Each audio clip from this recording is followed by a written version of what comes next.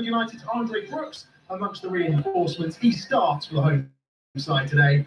MK last season and competitive debuts to 4 new signings, including Sam Nombe up front. Paul, thank you. It was an instant return to the second tier for Cardiff City, with boss Brian Barry Murphy signing a new deal to remain in the Welsh capital until 2029. Today, they welcome a Swindon. They labelled his side's pre-season defeat to Bristol City last week as absolute garbage. Improvements needed. David Kerner. Indeed, and although they backed that up with victories over Leyton Orient and Forest Green, Ian Holloway is remaining realistic in terms of today's outcome, which is a carbon copy, by the way, of last season's round 1 fixture. And Town's boss insists he would be delighted if the League Two side repeats last season's 2-1 defeat. The Bluebirds eventually reached the last 8 before being knocked out here at Cardiff City Stadium by Chelsea. A handful of Swindon's summer signings will be on show here today. Mitch Clark, Stephen Negro and Matty Virtue all start. Meanwhile, Perry Ng starts as Cardiff skipper, a rare start for him at centre-back, whilst Cardiff's only signing of the summer so far, former Lincoln midfielder Jack Moylan, starts on the bench and more than likely will make his debut here in the Welsh capital. If you haven't caught that interview with Ian Holloway, I really, really do urge you to go make yourself a tea, sit down, read it, listen to it, because it is sheer, it's entertainment for us, but it's someone who is, angry, let's just say, with his side's pre-season. But what does pre-season mean? Half-time between QPR and Millwall at the Loft. Paul Gilmore. Half-time, Queen's Park Rangers 0, Millwall 0. No shots on target in the opening 45 minutes. QPR have carried the greater attacking threat, but the final ball or decision has just been lacking when they've reached promising positions. Millwall have offered little going forward, although Femi Aziz did fizz a low effort wide from distance. Goalless at the break.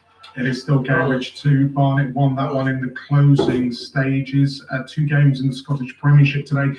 Dundee took Celtic right to the wire last weekend, and today they welcome Aberdeen, who are looking to get their season started with back-to-back wins. Good afternoon, David Donaldson. Good afternoon. Dundee manager Stephen Pressley names the same starting lineup. No surprise that lost 1-0 to Celtic. Aberdeen manager Stephen Robinson, though, makes 2 changes from the side that managed that late win over Hearts and Lothian. Former Southampton midfielder Stuart Armstrong starts along with Alexander Breedle in midfield. And just a word on Aberdeen support, a whopping 4,500 have made their way down from the Granite City for this one.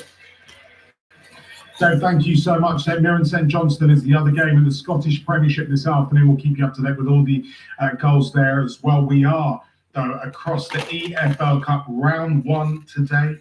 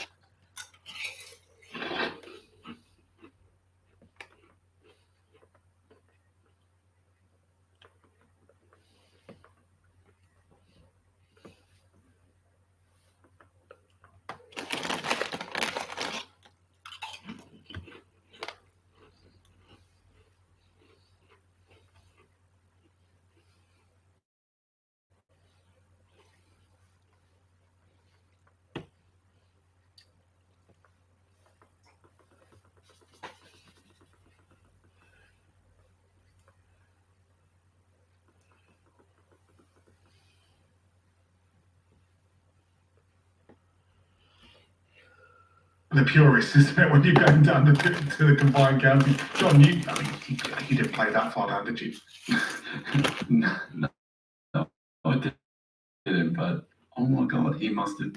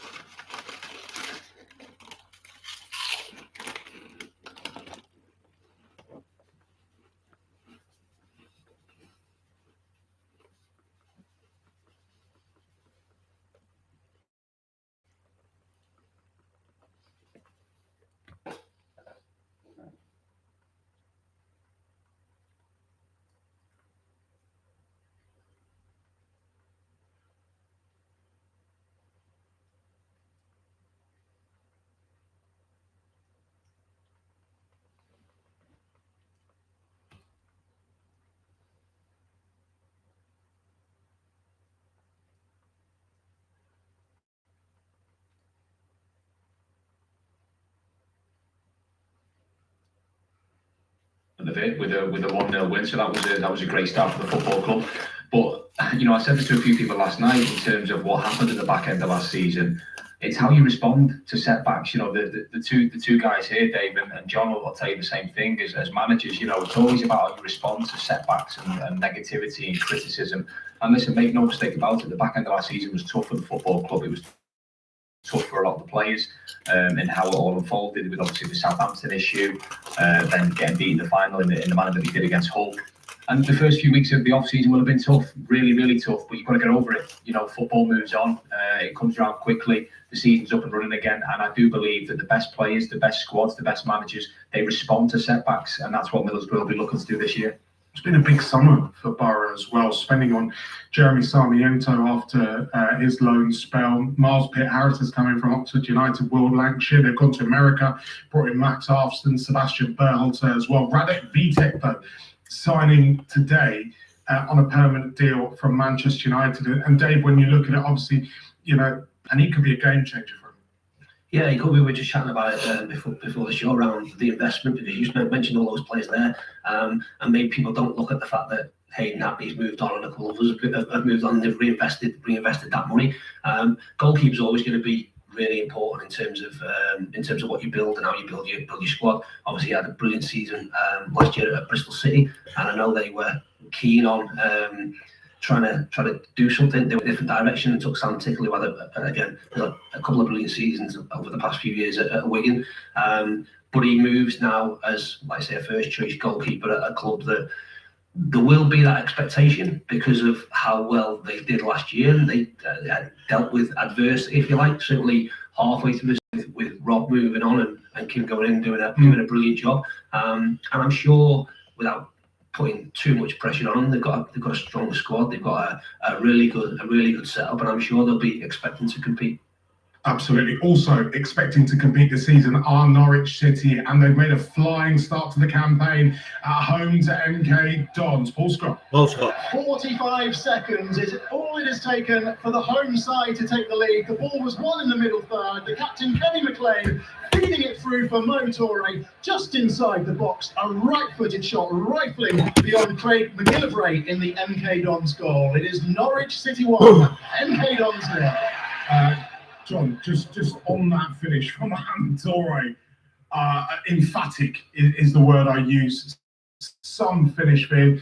He's been touted as an unprecedented start for them, and someone who's had a good start to life at Carrow Road. Wow, what a start to the season. Absolutely, what a great touch out of feet on the fly, and he's just laced it with the front of his foot, and it's gone the top corner. Too quick for the keeper.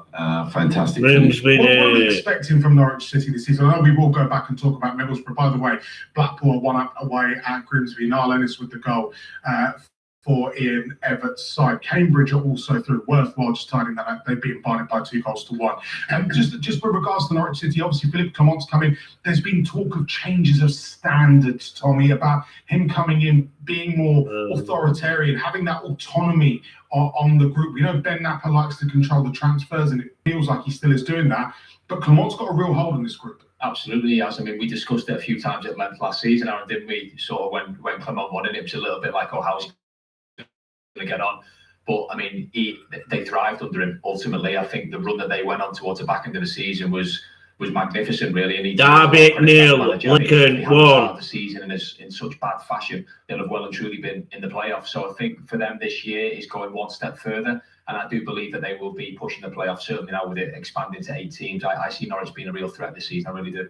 Goals going in around the country. I did tell you that Blackpool are 1-0 up on Grimsby. Well, Lincoln City are 1-up away at Derby. Lincoln, of course, who lost their boss Michael Scabala, Bristol City this summer. They're now under a dual managership situation. Chris Cohen, the former Luton Town assistant boss, in there with Tom Shaw, who played like John Rushden Diamonds and had a career through the non-league. They're joint head coaches at Lincoln City and will take the Imps into the Championship this season. They made a great start to life, though. Ben House with the first goal of the afternoon at Pride Park. Derby 0, Lincoln 1. Tommy, just on Middlesbrough once again, and chaps, just feel free to sort of jump in. The Hayden Hackney money. I mean, we know what this model is from Steve Gibson and what it's all about in terms of wanting to reinvest, and they've done it every single year, Tommy, but they've done it with consideration. With the players they're selling, they're making big money. You think about Latte Lath, and now this time Hackney, the reinvestment, everything is thought through. There's a process for everything. It's structured, Aaron. I think that's the key word that I would use, is it's structured and it's sensible. The money and the sort of players that have been introduced to the football club and played, and then obviously been sold on for more money further down the line, is, it speaks for itself in terms of the numbers, in terms of the figures that we're talking about. I mean, even the Morgan Rogers one, the windfall that the club will have received from the Chelsea transfer recently. So it's all very structured, it's all very thorough. And no stones left unturned with regards to the recruitment, with regards to the sporting director, in terms of the players that come into the football club. I mean, you'll have to look at the players who've been brought in now. A few of the American boys who've come in, decent ages, international players with the national team, and the boy Radek Vitek now, who's coming in. You've just touched upon there. Very decent age, with his best years ahead of him. So, like I say, I think it's very thorough. And there's always a plan in place. You look at some of these other clubs across the divisions, and I think a lot of the recruitment sometimes can be quite scattergun. They don't really know which direction they want to go in. I think Middlesbrough have a clear plan of what they want to do and how they want to do it. He comes in as number one, Vitek, right? I think he comes in to enhance the squad, Aaron, is what I would say. Do I think he's got the potential to be number one? Well, yeah, of course. When you pay money for a goalkeeper like that, you would have to say yes. But I do think there is a good goalkeeper at the football club. But there's two actually, in Semi Dieng and Sol Bryn. So I think competition for places is key, and I'm sure Radek Vitek coming into the football club will only enhance that. Yeah, they need more goals though, don't they? Middlesbrough, Morgan Whittaker finishing. Crew 1, Hackney Stanley 0. 14, Tommy Conway with 12, David Strellet, who is, in fact, he picked up 7. Hayden Hackney with 6. Of course, he's left the club, and there's another goal at Norwich. Paul Scott. Oh, it's fantasy football stuff for the Canaries here at Carrow Road. Norwich City lead MK Dons by 2-0. Just 7 minutes on the clock, and Mo Toure, this time turning provider, with the most creative improvised assist. He flicked it across for Anis Ben-Samani, who took a touch, composed himself, and drilled it into the bottom corner. Norwich are flying. They are 2-0 up against MK Dons. From East Anglia to the Olympic Park, have West Ham begun life back in the Football League? Sahel side. Shaky, Aaron. We've played 5 minutes here, and it's West Ham United 0, Portsmouth 0. The visitors have settled the better. They've had 2 early corners dealt with by the West Ham defence and goalkeeper. At the moment, it's a bit of cat and mouse. West Ham trying to play from the back, Portsmouth allowing them to have possession up until about the halfway line. Then they'll press West Ham. It's a hot, steamy day here in the capital. It's West Ham United 0, Portsmouth 0. Sahel, the question on everyone's lips in regards to West Ham, though, are they starting in a back 3 or back 4? They're starting in the back four at the moment, but the two fullbacks, Kyle Walker-Peters and Ollie Scars, young Ollie Scars, they really are pushing up high. And the goalkeeper, Mads Hermansen, you can really see he's adding to the play. He's coming way out of his penalty area. He's, at the moment, as I speak, he's midway inside his own half. So at the moment, it's a back four, but it looks like they're splitting. The fullbacks are going very high. Dundee 1, They're allowing the Aberdeen goalkeeper 0. to join. I wouldn't say the two centre halves, but he's not far away from them in the build-up. Sale, thank you so much. So West Ham 0, Portsmouth 0 is the latest score. We will be off to turf one moment, but not before we head to Dens Park. Dundee, Aberdeen. David Johnson. Yeah, Dundee in front in a good game against Celtic despite losing on the opening day of the season. It was a good cross on the right-hand side. Joe Bevan whipped over right foot across, and there was Joe Wesley to meet it on the volley about 6 yards out. Dundee 1, Aberdeen 0. And to turf one, Burnley taking on Notts County. Julia Bob. It's Burnley 0 and Notts County 0, and we're 9 minutes in and can barely remember a moment that Notts County have even managed to get hold of the ball. Burnley are just keeping control of this one and are actually looking pretty sharp. There's been some good link-up play between Jakob Brun Larsen and Aaron Ramsey on the left-hand side. A really good long ball put in from Worrell as well, so Brun Larsen saw Burnley go on the attack. He just couldn't quite release it cleanly into Fleming, who was centre of goal. Still nothing, no goals on the score sheet. It's Burnley 0, Notts County 0.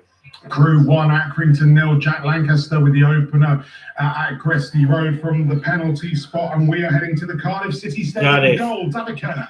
Yes, we're swinging our ahead 10 minutes exactly on the clock. Matty Virtue with the cross from the right edge of the penalty area, and I believe it's gone into the bottom corner of one of Cardiff defenders. It's been in a really scrappy start. Hey! Behind, it's Cardiff 0, Swindon 1.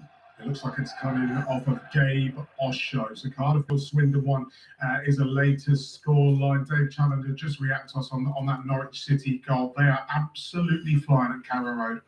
Yeah, I think it shows that where you will get punished as you step up levels. Obviously, MK Dons will come up from the League 2 last year with big expectation, lose the ball around the halfway line, looking to play, and Norwich absolutely clinical on the break, and real composure in front of goal to sit the defender down and pass it into the corner. Great start for them, and if you do those type of mistakes, especially at championship teams, you'll get punished. That's one of them games, Aaron. That's one of them games, isn't it? You know, we were talking before about John, obviously away at Wolves last night. Real tricky tie for MK Dons. You don't need to be going to Norwich away the first game of the season, do you? But they've got ambitions. They've spent. They have. No, listen, Aaron, they have. You're division. talking about, you know, it's a big jump up. Let's be clear about that. You know, Norwich away in terms of the travel that comes with it, all that type of stuff. Not spent some money, Aaron. They've got a big squad of very good players, as we've just seen there from the second goal they've just scored. So I just think going into the season, do you really want to be going to Norwich away first game of the season? I would probably say no. We're going to go to Stoke. Tom Gale.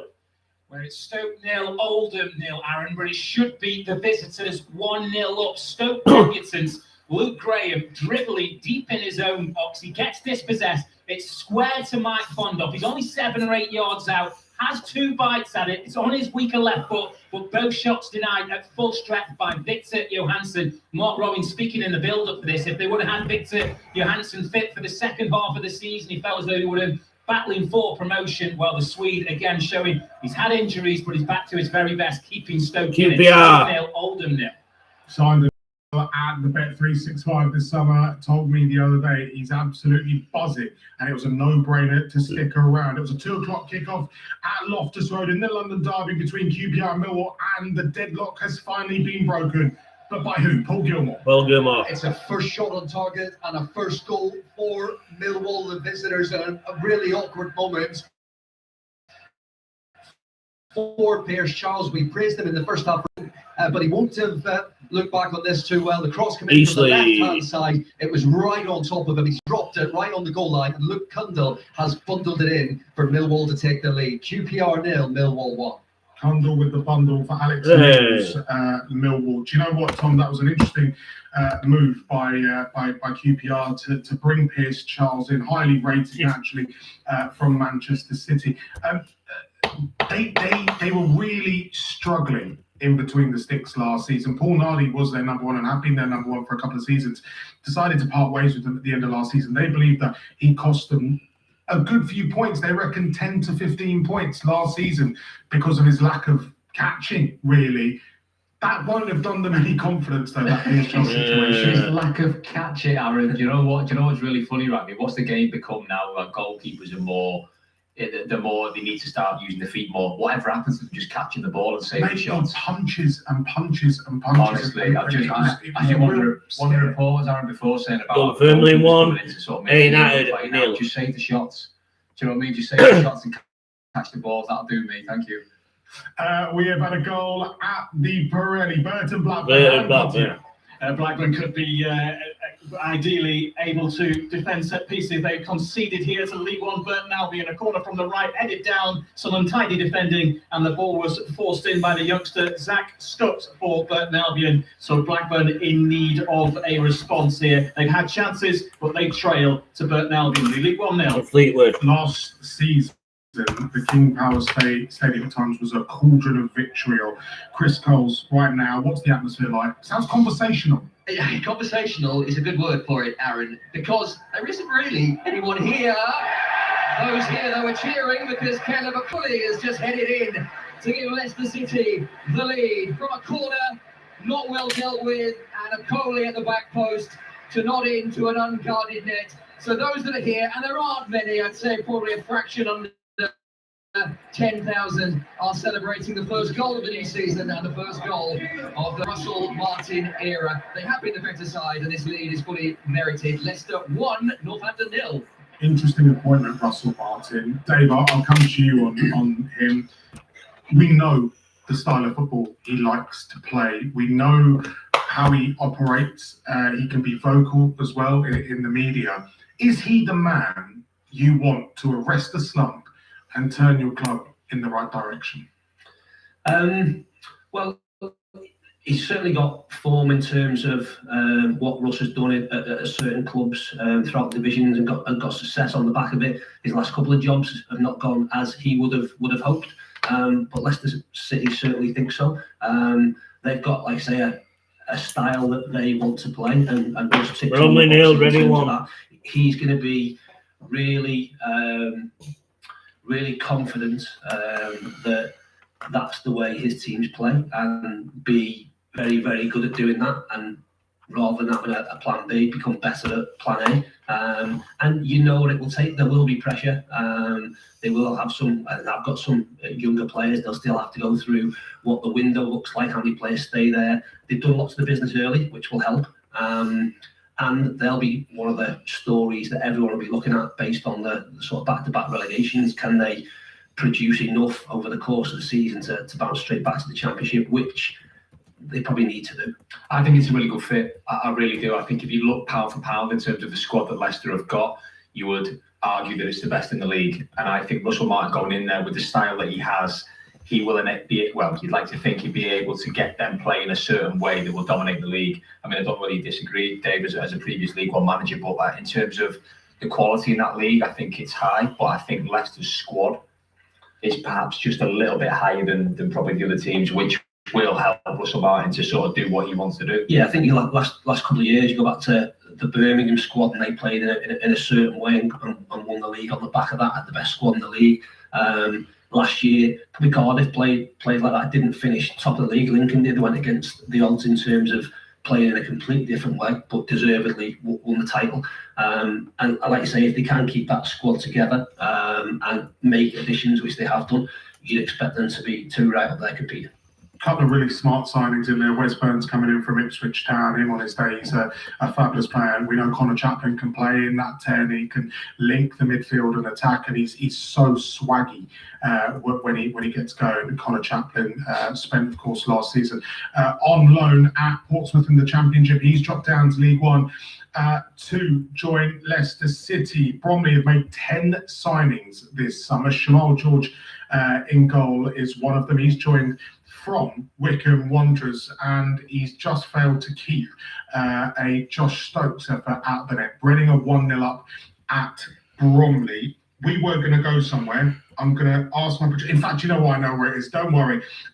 Producer Elliot, we are heading to Preston North End, Huddersfield Town, which has been played at Goodison Park. Molly Stevens. Molly. To be fair to you, Aaron, this is one that could easily be forgotten in this opening 17 minutes. No sign of a goal here. 0-0. Preston are having the better of it. 80% possession, but just the one shot. And it came a long while ago in the first minute. Callum Lang with a right-footed shot from the left side of the box. Misses to the left. It's got a real pre-season lull to it, this one. Championship Preston 0. League One Huddersfield Town 0.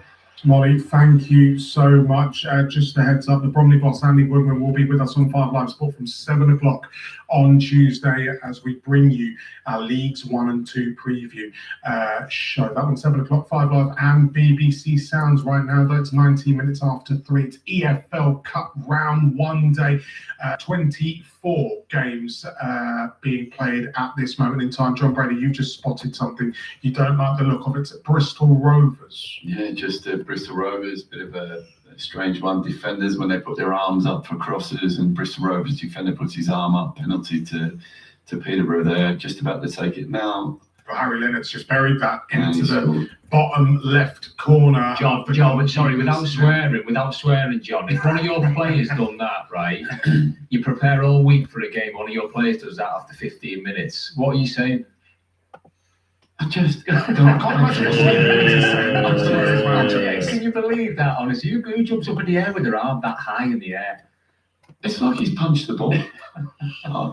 Yeah, it's like brain fog, isn't it, Dave? You've probably had it every now and then. You get an anomaly once, twice a year, don't you? Yeah, I don't think anyone put an explanation to that. They've got 2 defenders against 1 attacker. He's never going to win the ball anyway. It's one of them things that, unfortunately, I don't think anyone will be able to put a finger on.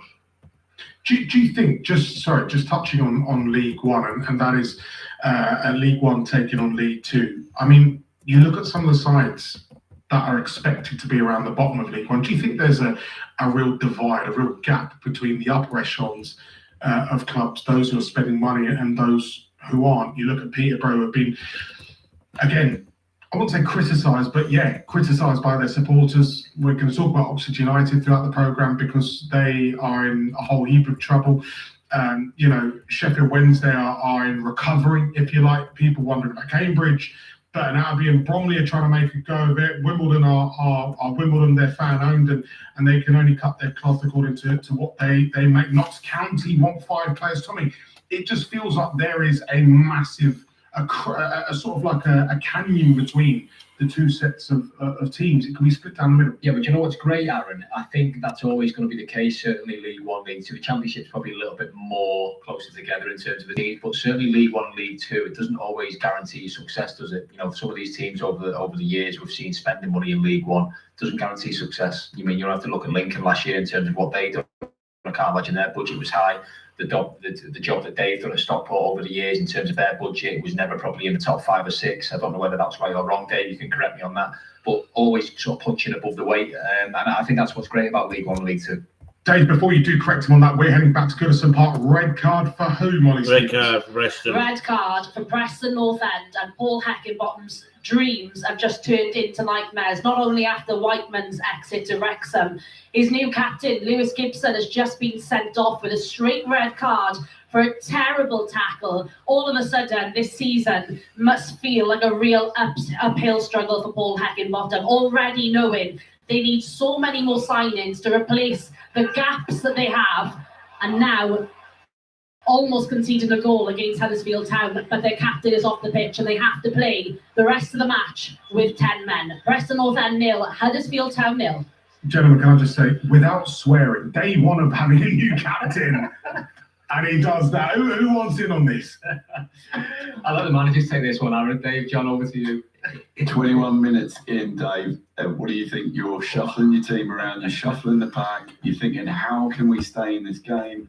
Your player gets sent off, and your captain, after 21 minutes, you've got a long haul, and you have to be on top of it as a manager. You have to be finding a way to try and keep a clean sheet, try and nick a goal. What do you think, Dave? Yeah, we've just talked about brain fog. It's one of them decisions where a defender can't help himself. But in hindsight, should probably let the attacker go through. He's still got plenty to do in order to score from that position. It's back to what we said at the start, where these games fit and what the impact is, because Paul's obviously been quite vocal around needing to get players in and what the squad looks like. Derby Although nil, these- Lincoln 2.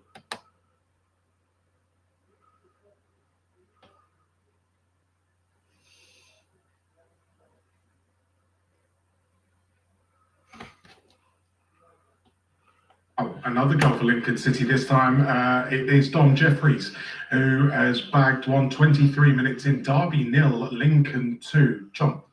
I was with John Eustace in the weekend, and again another manager. We just had a bit of a bounce game in between before our Molineux game, and he said he really needs 6-7 starters, and it's another 6 or 7 starters. It's another manager. Is that not alarming though? But they're going through a change. They're going through a potential change right now. Change in ownership. So.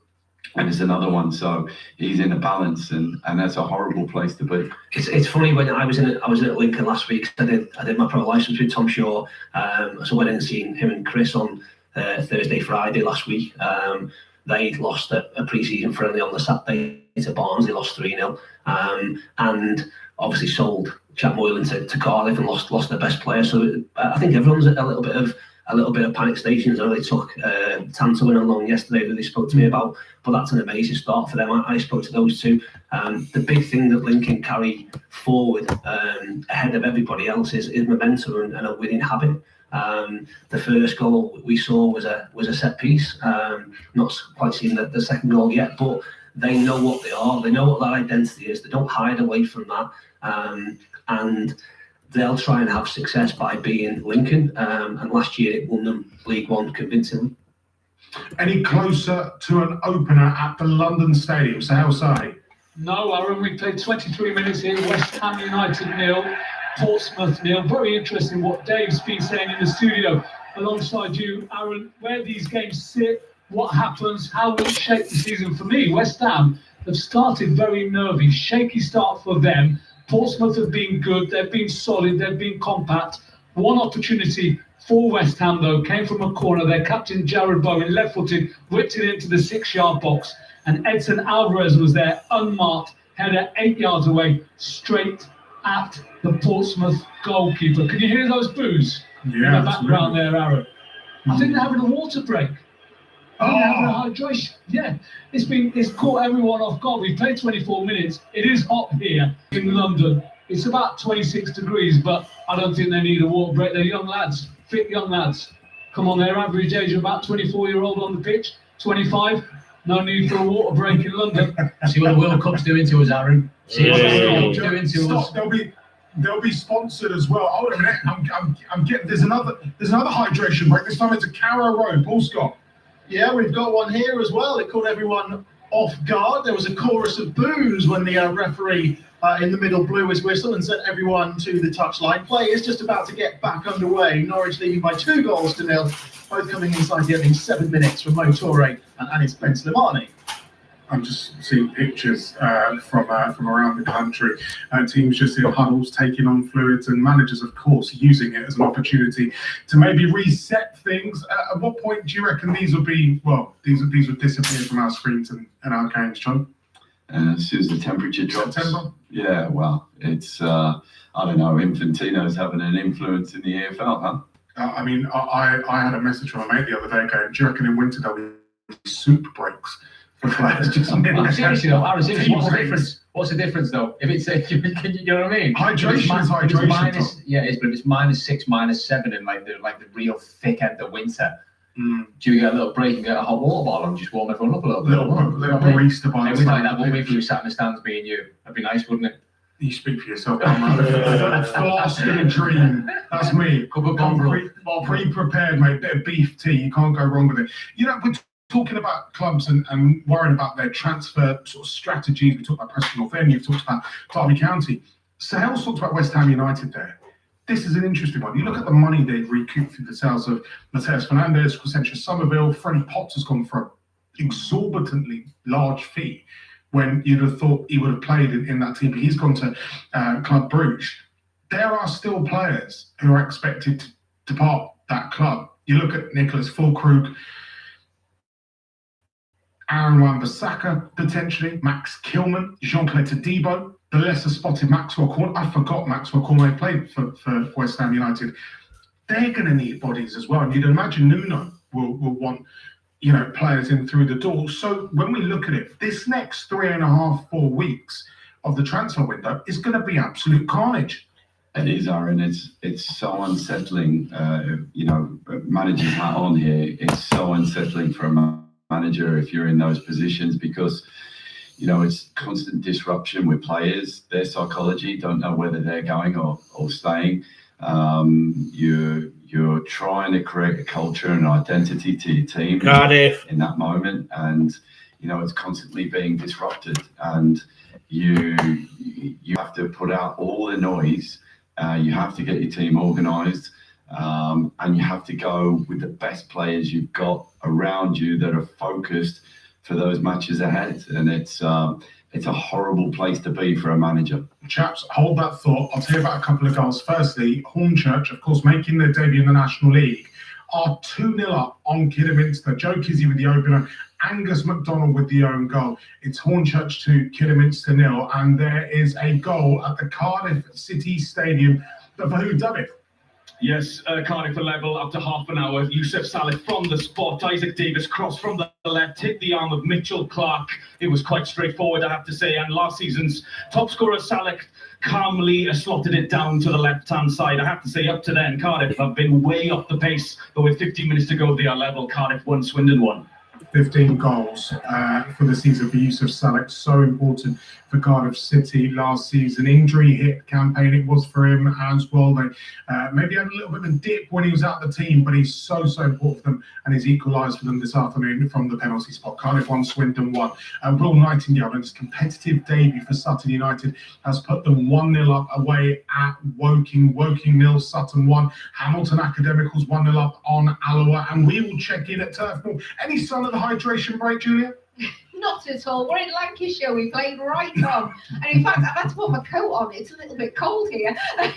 Still 0-0 between Burnley and Notts County at the moment. But Notts County have just started to grow in confidence a little bit. They forced a couple of corners. Callum Roberts took one of them on this near side. It was looping in. Max Weiss had to jump high to punch that one away. Lucas Ness then had a shot on the right-hand side. He was right on the edge of the box. It went across the face of goal and forced the Burnley keeper again into action. He had to catch it on his right-hand side. So they're just growing in confidence in this. It's still Burnley 0, Notts County 0.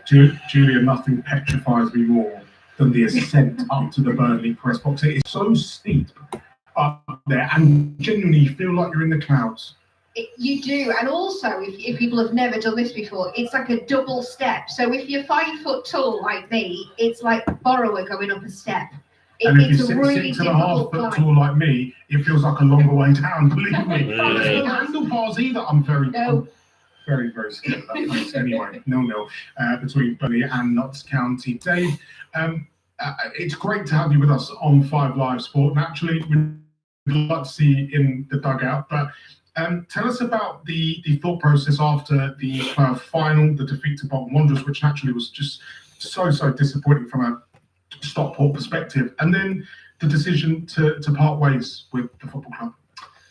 Yeah, tough one, because I seen an interview that the owner did last couple of days really, and said it just felt like the right time. I think 5 years ago, going in there, if we'd have been told that we'd have 2 league titles, 2 playoff final defeats, 1 playoff semi-final, 2 of them losses on penalties, 3 visits to Wembley. You look back and go, it's been brilliant, and it was brilliant for both sides really. I just thought from a personal perspective, sometimes maybe you can overstay your welcome. We all talk about the lifespan of managers and being around 12 months, and maybe sometimes you can stay somewhere too long, and probably felt it was best for everyone, but it needed to be right for everyone, and we came to I suppose that decision. It was, and I'm really excited to what's next for me, is whether that's in the next week, the next month, the next 3 months, it makes no difference. And I'm also really excited to see what happens at Stockport. We took the club, like I say, from a National League, mid-table National League club to the top end and now an established competing League One club. And hopefully they can take that next step. But from a personal perspective, I wouldn't say enjoying the break. I'd say it's different, but really excited as to what the future holds. Dave, I would say from my perspective, you know, a similar thing that in Northampton 4 years, and I did a similar thing to you. I said time's up to myself, took them as far as I could. What are you doing for yourself outside of football at the moment to keep that momentum, keep that structure to your day? Because I know when you come out, you've got to try and do that because, you know, you need to keep, we have, you know, if you're a manager, you have those high performance habits. What are you doing? Yeah, that's the big thing. There's only, I'm in the gym every day. There's only so much golf you can play. I think people being back pre-season has been good. I went up and spent 2 or 3 days with Martin O'Neill at Celtic. Popped in to Brentford and spent a few days with Keith and his staff, and then as I say went into Lincoln on the way back up, if you like. Doing this is brilliant. I'm going away. My eldest son's travelling at the minute in Southeast Asia, so we're popping over. We're going to Thailand next week for 10 days. And the season started, as Tommy said, the excitement of being able to go out and watch games. We're in a position and a job that in an industry that's horrible in terms of the way it is. Bromley 1, Reading 1, Michael Cheek. That industry, then I wouldn't have been stepping away from the job that I had because it was a really good one at a great club. But we'll wait and see what happens. Like I say, that structure is massive, and probably the biggest victim of that is my wife because she works from home, and me being around all the time is not something she's hopefully favourable of. So I've got to try and keep myself busy. Dave, can I jump in? We have to head to the Olympic Stadium. Goal. Which way's it gone? Goal for Portsmouth. West Ham United 0, Portsmouth 1. Coming from a corner, headed away by Mavropanos, only just outside the penalty area, controlled on his chest from Adrian Segacic. He scored 10 goals last season for Portsmouth. He's off and running with a left-footed shot. Took a wicked deflection, I have to say, and it trickled past Hermanson in the West Ham goal. West Ham United 0, Portsmouth 1. Sal, just take the temperature of the West Ham United supporters around you, because you said that it was a big crowd this afternoon. You can hear the Pompey fans in the background. But what are the scenes like around the London Stadium right now? They're nervous. They're nervous, Aaron. I'll go back to what Dave Challoner was saying to you and Tommy Smith and John Brady as well. Where does this game sit? It's interesting, isn't it? I was really looking forward to the League Cup being played on the weekend. Is it a pre-season game? Is it as in a serious game, in a serious competition? You have to look at that. The way West Ham has started, it looks like it's in between that pre-season and the start of season. They seem very, very unsure. It's quiet around the London Stadium, apart from to my right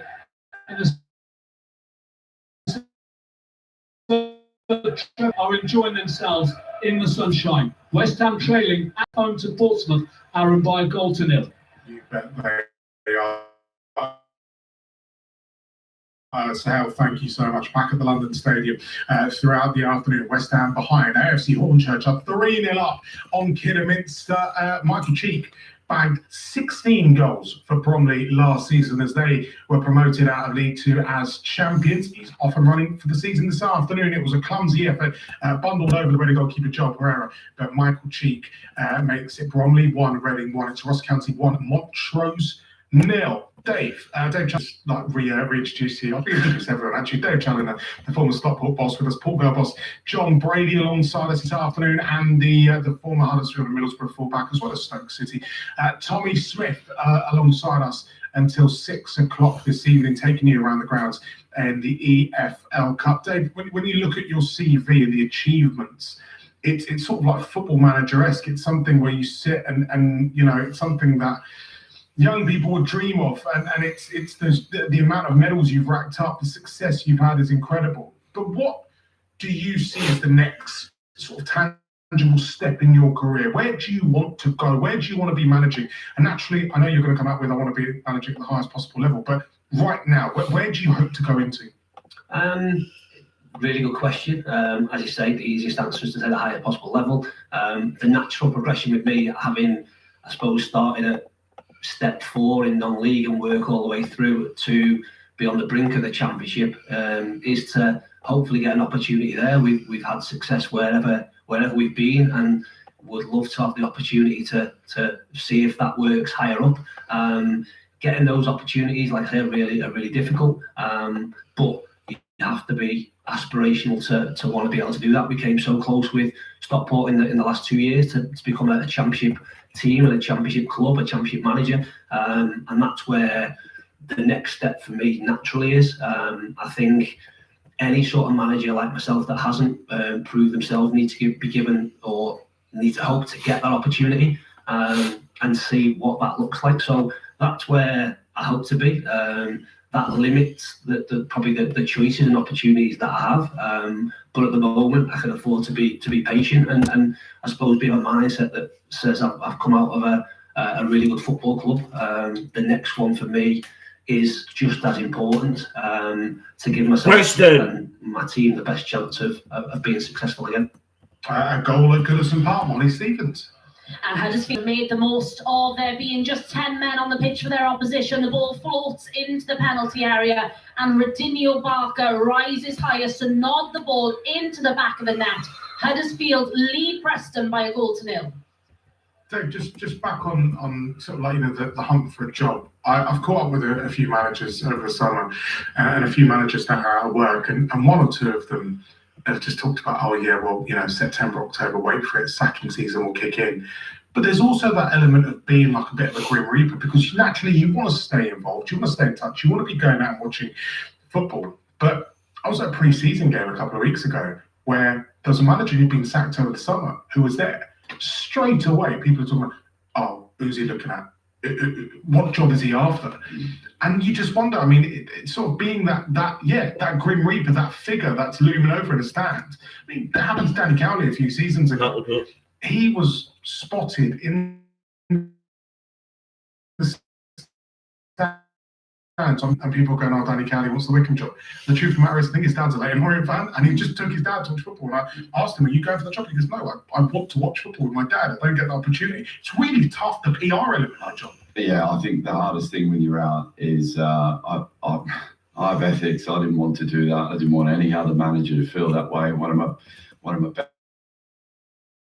best mates went to watch my mate's team play. I didn't go to many other games. I watched them quite a lot. I didn't feel I wanted to put pressure on anyone else. And Dave probably feel that you have that element. You turn up to a match, and then people, oh, why is he here? And sometimes you might ring the manager up of that home team and just say, look, I wouldn't mind coming to the game. Do you mind? It was more local to me. I'd go when Fergie was in charge of Peterborough, I'd ring him up and just say, look, you know, I'd like to come to the game, and I've come on well with him. And I think Dave, you'll probably resonate with this. It feels, yeah, you're right. That grim reaper style, and you don't want that on another manager. You don't want that feel, and you want to. And Dave's like that, I know, because we've spoken before, and you have that sort of ethical side to you that you don't want to put pressure on any other manager in that way. No, absolutely, yeah, absolutely. Where you going first? It's so tough, isn't it? Whether it's shows like this, which is brilliant, because you need to. I suppose I've got real comfort and excitement over the last couple of weeks about going and spending time at football clubs and speaking to people. I know that within the places that I can go and visit, I need to know the managers and go directly to the managers, which I do. But quite rightly, there'll be some that maybe are sort of, even if it's a case of going, I might be looking for a League One job or a champ. Why would they let me in within their environment to see what they're doing? It's exactly the same with going to games. I suppose that there's nothing better than watching live football. I used to get the opportunity to do that an awful lot, managing lower down, less so the higher you go with the demands. But there's plenty on the TV, and if it is a case of watching on the TV, watch it on the TV. As John said, the last thing you want to be, everyone knows what the industry brings, but the way social media works and things now, it can be beyond what it needs to be. We have to go straight to Turf Moor. Goal for Goal. Julia Bold.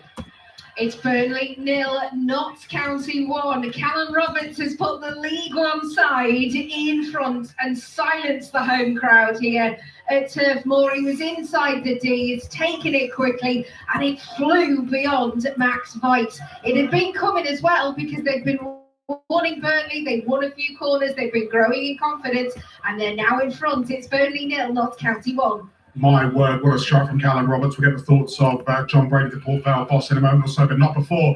We've been to the Cardiff City Stadium. They've turned it on its head, and it's that man again, David. Absolutely. Well, it's been a lackluster performance from Cardiff, but somehow they're ahead 2-1 now with 2 minutes remaining. Isaac Davis, once again, the creator. His cross well converted by that man, Youssef Salek, the Dane, in the right place at the right time. Cardiff are attacking here. 2 minutes to go. It's now Cardiff 2, Swindon 1. Really want to see him have a good season. Youssef Salek, Gillingham 0, Luton 1. Nakeem Wells with the goal for Jack Wilshire's side, and we're heading back to Carrow Road. Oh, that goal music, you must be doing your head in, Paul. This one might be over before half time. It's Norwich City 3, MK Dons 0. A well-worked move down the left. It fell to Andre Brooks on his debut. His left-footed shot took a wicked deflection. It flew past the goalkeeper, Craig McIllivray. They have on the Talloy system, though, given it as a debut goal for Andre Brooks. Norwich 3, MK Dons 0. Back to the Olympic Park goal for Sahel Sahi. We're all level. West Ham 1, Portsmouth 1. First genuine attack from the home side, down the left-hand side, a cross from Kante, and Tati Castellanos was there 7 yards away, just to stroke it past Nicholas Schmidt, the Portsmouth goalkeeper. First bit of quality from West Ham. We're all level. West Ham 1, Portsmouth 1. And from East London to West, late goal at QPR, Paul Gilmore. Queen's Park Rangers equaliser with 3 minutes to go. A corner has come in. Jimmy Dunn made the contact, but it has deflected off Mark Sykes and into the Millwall goal. 1-1.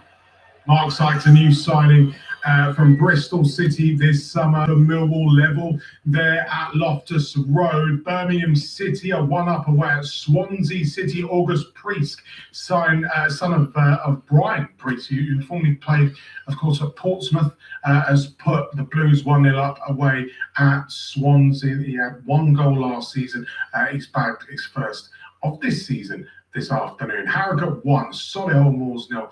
Archie Chaplin with the goal for Simon Weaver's side on their return back to the National League. Of course, it is day 1 of the National League. We'll update you with all the half-time scores in a moment or so as they begin to roll in. But John Brady, just on that strike for Notts County, losing Alassane Jatta, he's gone to Casapia this summer. And again, Martin Patterson taking the club into League One, something they've wanted to do for a while, and that they've had a few near misses. He himself has turned around and said they need more players. They need more, in particular in attack, but that is some finish. Oh, what a finish. He took it on his right, like rolled. He had his back to play, took it on his right, swiveled, and from the D, he hit a lace finish in the bottom. Sorry, we have to go back to the Olympic Stadium. Another goal at West Ham Sale. They've turned it on the head, and it's that man, Jared Bowen. West Ham 2, Portsmouth 1. Picking the ball up in midfield, driving towards the penalty area, left-footed 25 yards away, and curled it past the Portsmouth goalkeeper. It had to be him. He has been quiet. It took a deflection, to be fair, and it's gone past the Portsmouth goalkeeper. But Jared Bowen is on the score sheet. West Ham 2, Portsmouth 1. How many times will we hear that this season? Jared Bowen scores for West Ham United, and some strike it was as well. It did take a wicked deflection off the Portsmouth defender, as Sahel mentioned, right off the head of the Portsmouth defender. But nonetheless, Jared Bowen has flipped things round at the London Stadium, and West Ham United lead Portsmouth by 2-0. Bournemouth, beaten in the National League playoffs last season, are 1 behind at home to Tamworth, and we will go for half-time at Turf Moor. Julia Bold. No, in fact, we're going to go to Burton. Sorry, Adam Cottier. Blackburn Rovers are 1 behind to League One. Burton Albion. Blackburn Rovers have had a number this year, some quite astonishing misses from them. Cantwell guilty 1-on-1. Appolion headed over from 4 yards out. The goal from Burton Albion from a corner kick, headed down and scrambled in by teenage forward Zach Scutts. Gary, the former Blackburn boss in charge of Burton, will be delighted with his team's guile and endeavour here. Rovers are well into double figures for chances. but they've trailed Burton by 1-0. I'm always confusing my Burtons and my Burnleys. This time we are going to Burnley. Half-time for you, Julia. Yeah, Burnley 0 at Notts County 1. And after a shaky start, the visitors really began to grow in confidence. Callum Roberts broke the deadlock for the League One side just before the break. And what a hit it was too. Nick Cerula spotted him in the D. He sent the ball into him. And the forwards just hit it beautifully, left-footed. And it has flown well beyond Max Weiss into the bottom right-hand corner. Burnley will be furious.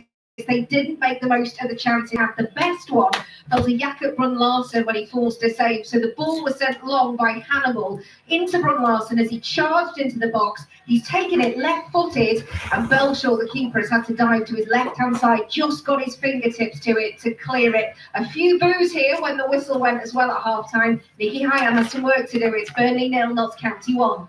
Earlier on, there was a League One, League Two affair between Cambridge and Barnet. Cambridge beating Barnet by 2-1. There's also one this afternoon at the King Power Stadium. Leicester City of League One taking on Northampton Town of League Two, watched by Chris Coles. It's Leicester who lead a low-key 45 minutes, but a half, which did include Leicester's first goal under Russell Martin. Caleb Okoli escaping numerous in the back post. We've seen the good, the bad and the ugly of the new manager's football. Relentless passing, regardless of position on the pitch. And in the opening couple of minutes, nearly very ugly for Harry Suter. A pass across his own box, intercepted by Harvey Saunders, but he couldn't get his shot off quick enough. It allowed Jakub Stolarczyk in the Leicester goal enough time to scurry back and make the save. That's really been Northampton's only moment. 80% Leicester possession, that's not a surprise, but it's a set-piece goal, the difference. Leicester 1, Northampton 0. And straight to Goodison Park, half-time for Molly Stevens. Preston 0, Huddersfield 1 at half-time. The visitors had to be patient for their opener from a set-piece on the 38th minute. Lasse Sorensen floated the ball into the centre of the box where Rodinho Barker's header found the bottom left corner. Disastrous half for Preston, though, who started the better side, but lost their captain, Lewis Gibson, to a straight red card and just left the field to boos from shining in Stoke, Tom Gale? Doesn't the sun always shine in Aaron Paul? Actually, League Cup round 1. It was after the COVID season. I left home down south. It was 28 degrees. I went with a t-shirt. I went to Stoke. I was freezing. Yeah, I've always been drawing scowls from some members of the press back because I have my shorts on and they feel as though that's really optimistic. As for the action at the break, Stoke 0, Oldham 0, some boots from the home support on the whistle because if the League Two side will be frustrated not to be in front. Glorious back-to-back chances for Mike Fondop, less than 10 yards out, but expertly denied at full stretch by Stoke captain Victor Johansson. Sam Gallagher, he's been the host's biggest goal threat. A toe poke hit the outside of the post, and then when played in over the top, he didn't have the pace to round the goalkeeper. At the break, 0, Oldham 0. It's a happy half-time. At the point, Sahel Sahi, but West Ham on top. Yeah, you're right there, Aaron. Half-time, West Ham 2, Portsmouth 1. 2 late West Ham goals have kept the boos away at the break, trailing by 1-0 and no sign of any attacking threat. First came the equaliser, and then right on half-time, captain Jared Bowie, he picked up the ball from Pablo, 25 yards away, hit it left-footed, took a wicked deflection and danced past the Portsmouth goalkeeper, Nicholas Schmidt. Up until that point, Portsmouth, they deserved their lead. Nothing special though, but they were solid. That was the order of the day, and it worked a treat with Segacic pouncing on a heading clearance and a slight deflection off Max Kilman finding the back of the net. Lots to play for in the second half, but half-time here, West Ham United 2, Portsmouth 1. It's been a rude awakening for the visitors at Carrow Road. Norwich taking on MK Dons. Paul Scott. Paul Scott. The home side 3-0 up at the break. The Canaries bright, alert and on it from the off. Just 45 seconds was all it took for them to take the lead. Mo Touré's emphatic finish. It was 2-0 after 7 minutes when No, like Ray thought she was entitled to be quite this short. I think this is a step up in grade for her. She is improving. She could come forward again. She's 5 pounds higher, but just assessing the day as a whole, Ali, I thought of the shorter price Fabs, I thought she was potentially the most vulnerable one. Yeah, and I'm just looking at Archer's Bay. He's a talented horse. The Marco Botti in the Racing Post, the straight paper today, said that this race has been the target for a long time. He has in my opinion, as strong, if not stronger, claims of winning, and yet 1-6 to 4, 1-11 to 4. Yeah, for sure, it came a much stronger company. Looking, level matters. So look, I wouldn't be putting you off at all. And we have an Irish raider here, Jessica Harrington, is head winners at the Shergar Cup before. Peter Grosse, still a maiden, but has been keeping great company. And if you look 2 starts back, he was second in the Ulster. Always a very competitive handicap at Down Royal. The winner has gone on a follow up with Galway, beaten in a maiden last time, but that looks pretty solid to me. But we mentioned him briefly earlier, I'm not in the opening show, Jamie Mellows mount here, Blue Hercules. I think he's really interesting at a big price. He's not straightforward, I'd say, in that he's quirky, but he's very much learning on the job, and he's still a maiden as well. I think it was a real statement from his connections to run him in the King George V handicap as a maiden. Right down the weight. Didn't happen for him on the day, but then they made another statement by setting him another tough task in against Oldham.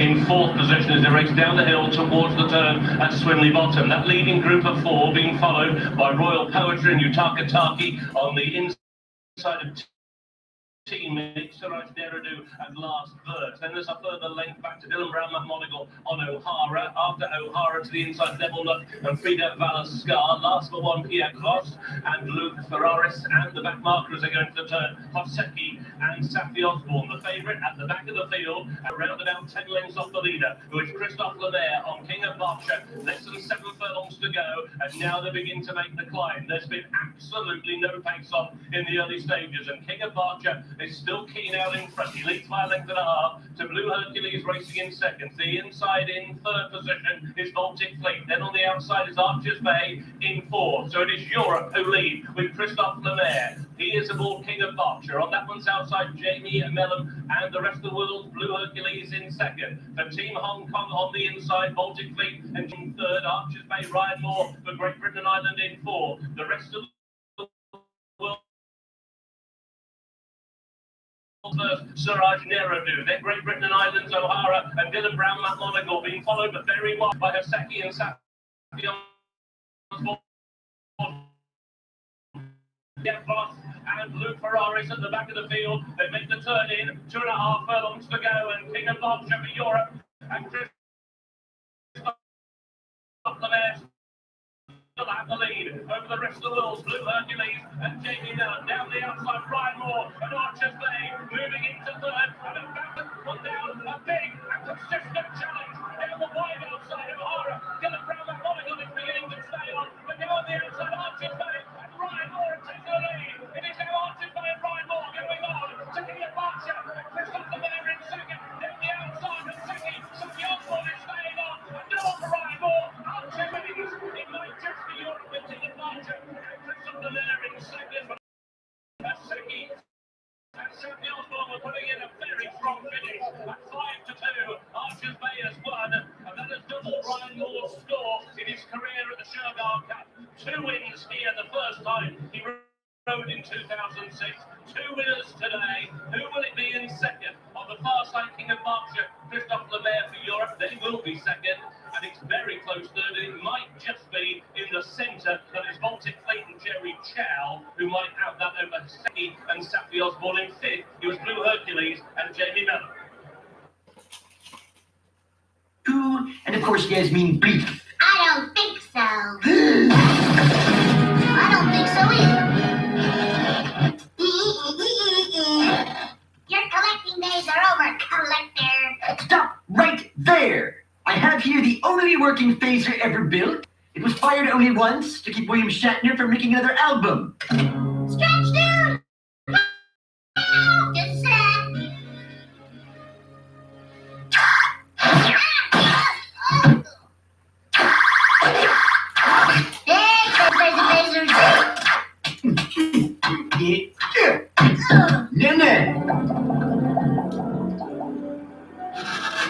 Good night, Wretch Dude and Slobber Girl.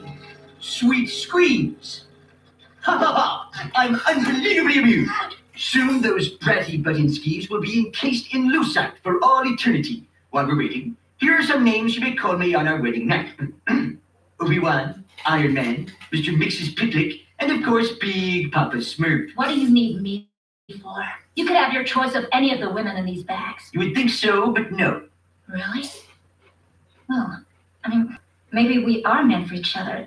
Growing up, I was always tall for my age, and the other kids made fun of me. I always hoped for another misunderstood soul to share my pain. And you could be that soul, Collector.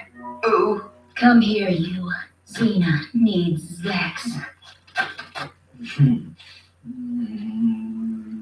Got your limbs. You tricked me with a ruse so hackneyed it would make Stan Lee blush. Shut up.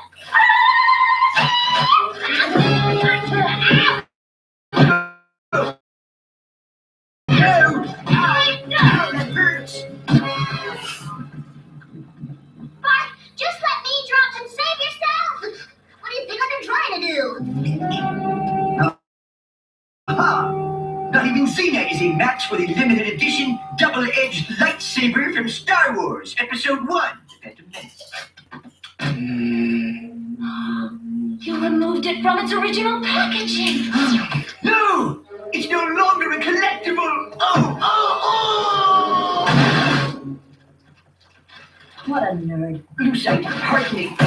Must end life in classic Lorne Green pose from Battlestar Galactica. Best death ever! Wow, thanks for saving us. No problem. Now let's get you kids home.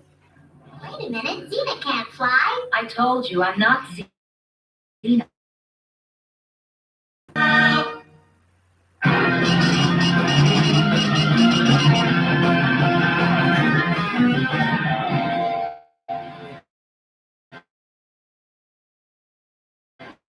We're not White Snake, dude. We're Poison. I thought we were Quiet Riot. Who says here we're Rat? In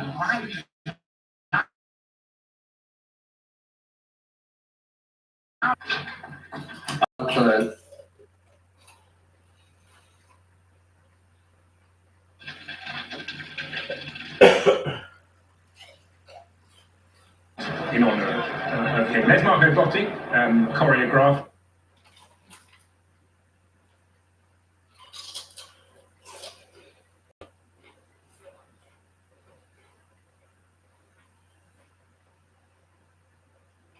What about lines? Terrific save, his second save of the shootout, and he is making amends for his mistake in the game when he dropped the cross on 53 minutes. Luke Cundle the chance to give Millwall the lead during the match, but the penalty is missed by new signing Arconce, and Queen's Park Rangers, having missed all three of their penalties, are still just about clinging on to this as they prepare to step up. If they miss this one, it is over, and Poku has placed the ball on the spots. He is waiting for the whistle from the referee. He takes a few steps back, left-footed, and Jensen saved it again. Millwall go through. Lucas Jensen has saved 4 penalties in this shootout, and Millwall go through to the next stage of the League Cup. They thought it had gone away with them when Mark Sykes scored an own goal with 3 minutes remaining in the game, but Jensen is the hero of the shootout. The Millwall goalkeeper saves 4, and Millwall go through on penalties. Absolutely incredible, Paul. Thank you so much. QPR won, Millwall won after normal time, but Lucas Jensen with 4 penalty saves in that penalty shootout, with Millwall winning the shootout 4-0. We'll get the thoughts of John Brady and the rest of our panel in a in Southampton. Southern Brave now on the chase against the Manchester Supergiants. Filming. Yeah, Southern Brave are looking to firm their place in the knockouts of the women's 100. They're chasing 140 to beat Manchester Supergiants, who will also boost their own hopes if they are able to defend that total. But Southern Brave made a cautious start that and reached Gosh in the runs for Manchester, with 46 for Mandana and 54 for Reach Gosh. So Southern Brave are 3 for no loss, chasing 140.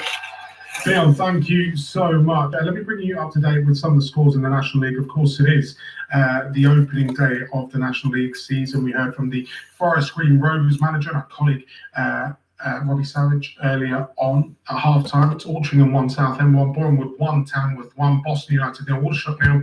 Carlisle, of course, relegated from the Football League 2 seasons ago. Eastleigh 1, Gateshead 0, Forest Green Rovers 0, Halifax 1, Farb 0, Wildstone 0, Harrogate 1, Solid Areas 0, Hornchurch made their debut at that level this afternoon, 3-0 up on Kidderminster, Scunthorpe 0, Yeovil 0, Woking 0, Sutton United 1 with comes away the majority of them, and we've had our first goal of the second period. It's come at the Bet365. Tom Gale. 2 minutes into the second half, Stoke City 1, Oldham Athletic 0. It's cruel on the League 2 side, who had much the better at the opening 45 plus stoppages, but Stoke's first corner of it swung in by Swarber Thomas, and I think it's Ollie Norburn, the Oldham captain, who unfortunately heads into his own net. Stoke City 1, Oldham 0. Alongside us until 6 o'clock this evening, the Port Vale boss John Brady, the former Stockport manager Dave Challoner, and Tommy Smith, formerly of Huddersfield, Middlesbrough and Stoke City. Just on Stoke, how important was it, Tommy, that they kept hold of Swarber Thomas? Very important. I think his numbers spoke for themselves last year. I think he's a very big player for them. Technically very, very good. Delivery's absolutely spot on. I think in this day and age, if you've got someone who can deliver balls and put them right on the money for centre halves to come up from set pieces, corners, free kicks, it's worth its weight in gold, and Swarber Thomas certainly can deliver that. Stoke 1-0 up on Oldham, Salford 0, Shrewsbury 1. Josh Davidson joining Shrewsbury on a permanent deal from Tranmere Rovers. Not the most prolific of strikers, but he's opened his account this afternoon. In Salford City, I had the absolute pleasure of meeting their new boss, Peter Klimowski, this week. A fellow Aussie. John, do you know him? Do you know anything about him? I don't know him, but I do know that he was Ange Postecoglou's assistant for a bit. I do know that he's managed out in Asia quite well out there. But obviously he doesn't know the leagues here. He'll do his due diligence and get to know it real quick. But obviously when you see a lot of the interviews there and you see Scholesy and Gary Neville, they really fought hard to get him. Yeah, look, another Aussie in the league, and nice and competitive, it'll be. Scunthorpe 0, Yeovil 1 in the National League, and we are going to take more goal. Julie Bob. Burnley 1, Notts County 1. It's only taken a couple of minutes for Burnley to get back into this one. It was a good ball put in from Marcus Edwards on the right-hand side. He'd already spotted Zian Fleming charging towards goal. He's hit it and it's gone straight down the middle. It's now Burnley 1, Notts County 1. Yeah, they've been batting off bids from Premier League clubs for Zian Fleming, have Burnley, and it'll be interesting to see if they can keep hold of him. Dave, your former club, Stockport, are behind Alfie May with a goal for Doncaster in the 50th minute. Stockport 0, Doncaster 1. Just on Salford City, and Tommy, I'd love your sort of analysis on this. Do you think Carl Robinson should feel hard done by at the way things ended last season? Perhaps, yeah. Listen, I was at the final, Aaron, and I think on the day, Notts County was just a better team. I think Salford, for what they've been knocking on the door, haven't they? They've been probably a little bit unfortunate, you would have to say. But it's going to be really interesting to see how this new manager fares in the league. I mean, I've just had a little look there. I don't know how accurate these stats are, but me and Dave were just looking at the stats from the Salford game. They've actually got 65% possession, so it looks to me as though they're going to go a completely different way to what they've been used to over the years. I mean, one thing that Salford were under Carl, they were very sort of hard to beat, weren't they? They were defensively well organised, set pieces, they were physical. So it looks as though, I mean, I don't know whether the new manager give you a little bit of an insight to how he's going to sort of settle this year, Aaron. Yeah, he said straight away 4-2-3-1, very much front-footed and attacking. Again, we talked about him earlier in the programme. When you're bringing in Luke Molyneux from Doncaster Rovers, Abraham Odo from Peterborough United, and Macaulay Langstaff from Millwall, they are three virtual cheat codes in League Two, and you expect to maximise and sweat out your assets there by playing to their style, John. You've got to know the league as well, and Dave will tell you that a lot of set piece goals in League Two. It's about 33% something with set piece goals. Very important. So you've got to make sure you're strong and physical, and you can stand up to that, defend it, and attack it.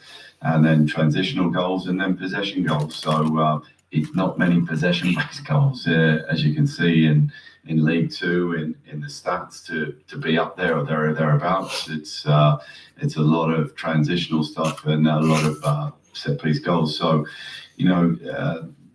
and Salford's pitch, I'm not sure if they're fixed at winter time. It'll be a very tough pitch to play, in my opinion, because it always struggles through the winter time.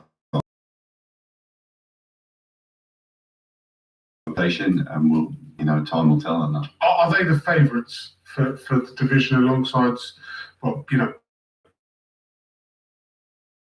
tip for promotion yourselves?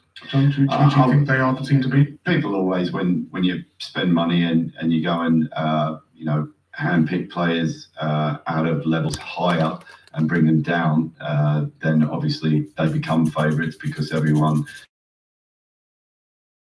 It's just through everyone's opinion. So look, we'll see. Again, the league can throw up shocks like you look at Lincoln,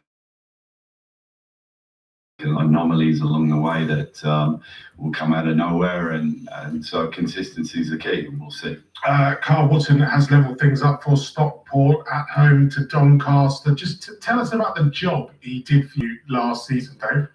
Amazing. An amazing person, amazing individual. You look at, I suppose, professional footballers, and the one thing you want as a manager is knowing what you're going to get. And you certainly know that with Woods. Super consistent, super professional, somebody that in the modern era now, you maybe struggle for players to play 50, 60 games a season. He does that and has done that, apart from one injury he picked up in the first year he was with us, and he's done that over the last 5 seasons. Dave, we're heading straight back to Olympic Park. Another goal, but for who? Sale. A second for Tati Castellanos, which means a third for West Ham United. They lead Portsmouth now by 3-1. They've come out of the break with a real sense of purpose, attacking down the right-hand side. Kyle Walker-Peters to his captain Bowen. First time cross, really devilish cross it was, into the 6-yard box. And there was the Argentinian to head it past the Portsmouth goalkeeper. Fine header indeed. West Ham 3. They're comfortable now, Aaron. Portsmouth 1. Yeah, big goal for Tati Castellanos, and I'd imagine they're going to want a big season from him. Nicholas Schmidt in goal for Portsmouth. He had an up and down season last time out. And yeah, it's going to be an interesting one to see how John Mousinho and co get on with more recruitment, certainly in the front areas needed from them. In terms of Stockport, we talked about Carl Wootton there, and I just wonder what you make of René Meulenstein going in as Director of Football Methodology. And I mean, Tommy, I know you're probably gonna laugh at this. What does Director of Football Methodology mean, Tommy? Good question, Aaron. Good question. I think my understanding is that he's just going to probably work above the manager. I think titles nowadays, they sort of get thrown around a little bit, but I think the actual remit will probably be the same as the majority of the clubs again.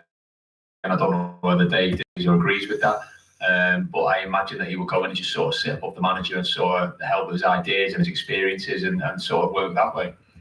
Yeah, I think going off what's been said, it'll be a link between the younger ages through the academy. I think that's something that we were allowed to sort of build back up, if you like, come to the National League, into the Football League, and it's still in its infancy. But I suppose, like everybody, try and get players through the system that can ultimately play in the first team.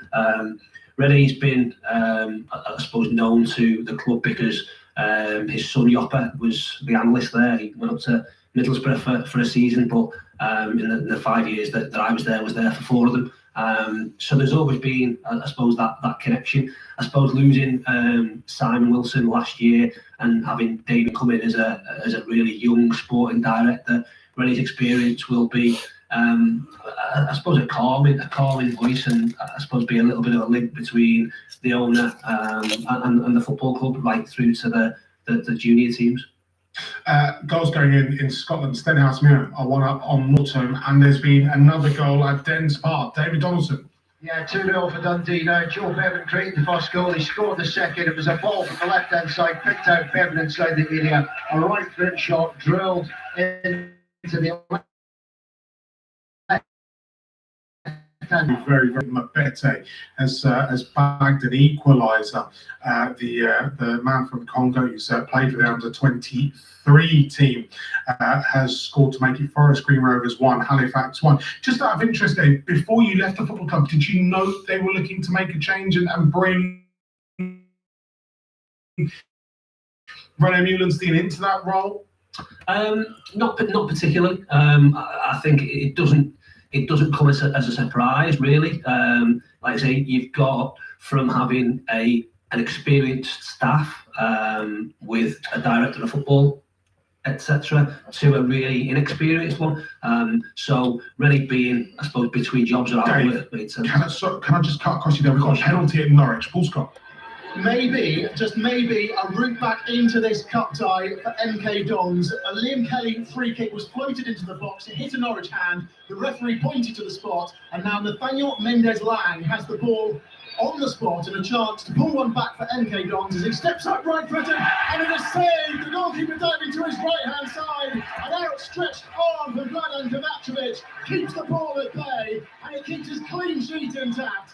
And it means it remains Norwich City 3, MK Dons 0. Yeah, why aren't they Norwich? That is a good save from Kovacevic. So it's Norwich who are 3-0 up at home to MK Dons. Sorry, Dave, we cut across you there. No, like I say, not a huge surprise. I think to have experienced people that have know the game and understand the game, it will definitely be important. Like I say, you have to at times take the emotion out of things, and the football club in the summer has gone through a lot of change in terms of personnel, in terms of staff. Looks slightly different, so any experience will help. Hold up, Dave. We've got to go back to Norwich. There's another goal.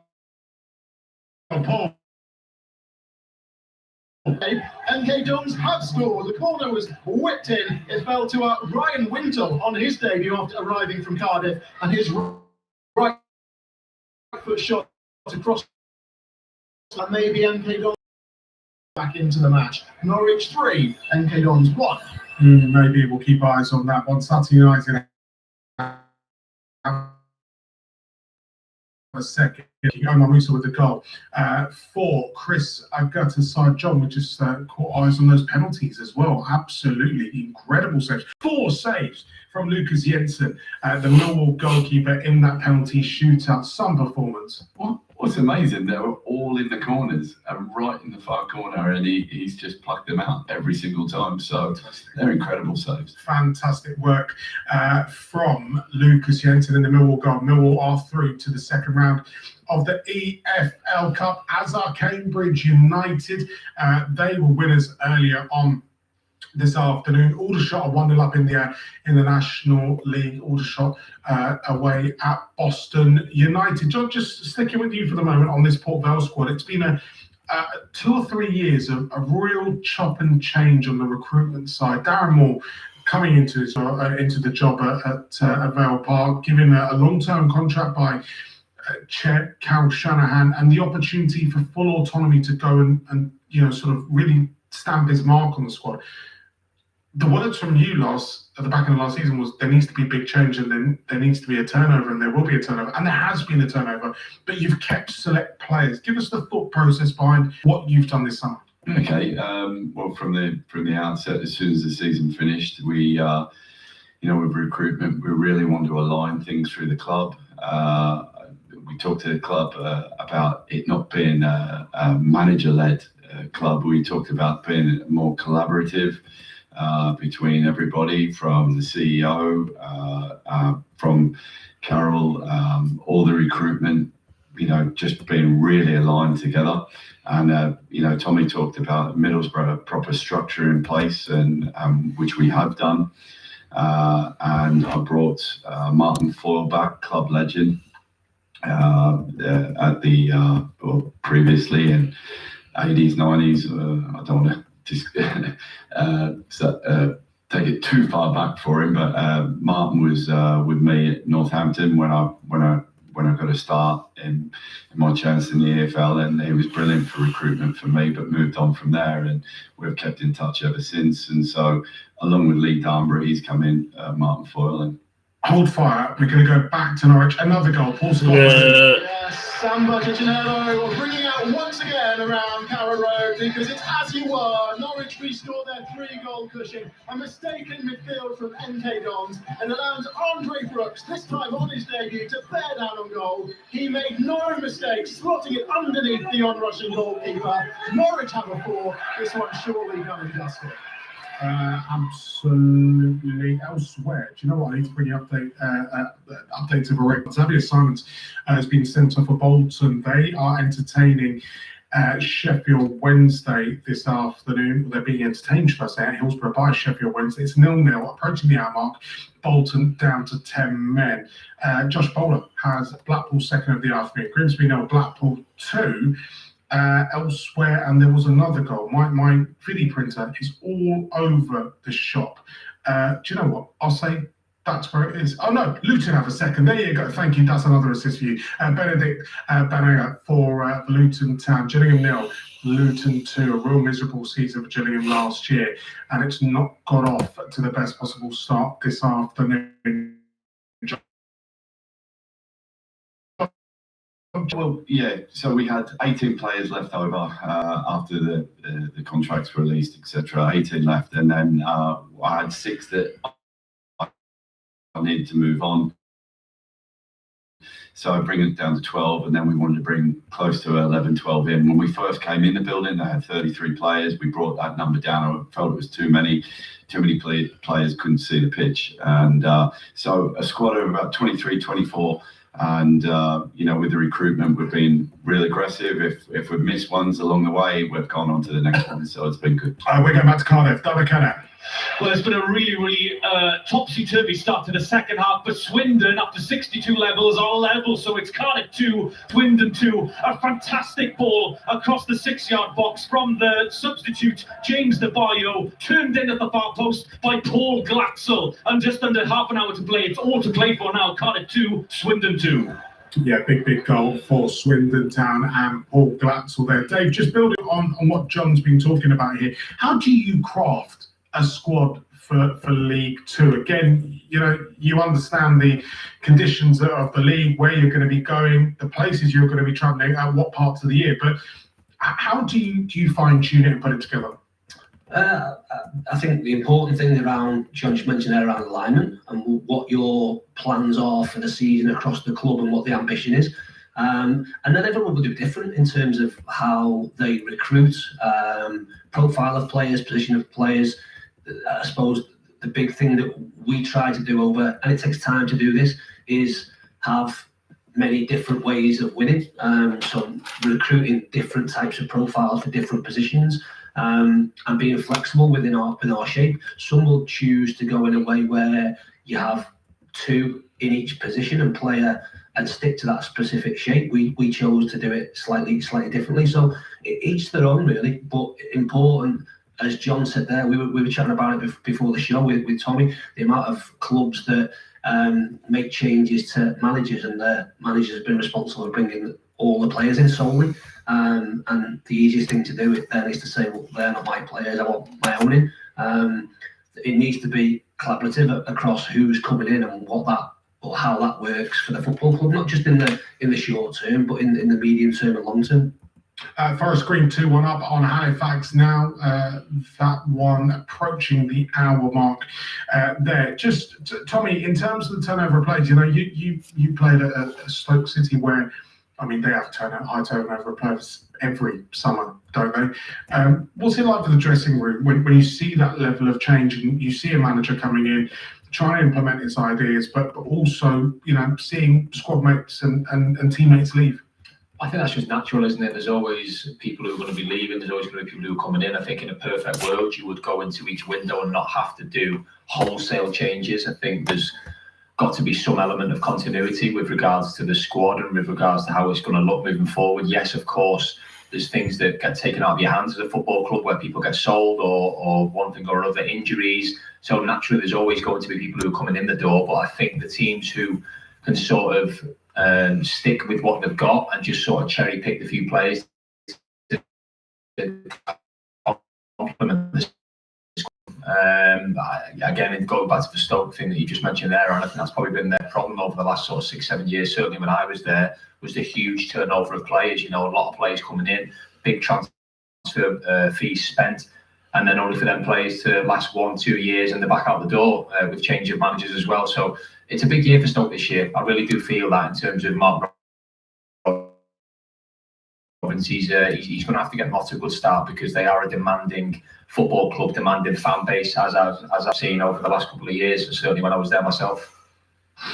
When you look at your squad now, I mean, a lot will look at someone like a Mo Farrell, a Ben Garrity to lead from the midfield. I look at Lewis Montsma, I think he's a smart signing. I think he's a real good player. And when you look at Lincoln City and how they changed their recruitment model a few years ago, he was the main signing. He was the first signing, the first player when it comes to doing that. But you need more. You need more from someone like a George who shouldn't be playing in League Two, arguably. No, look, you inherit players that like a George, like you say, who's probably one of the best players on the ball at the level, and then obviously what you're trying to do, we like that, and then ways you want to play.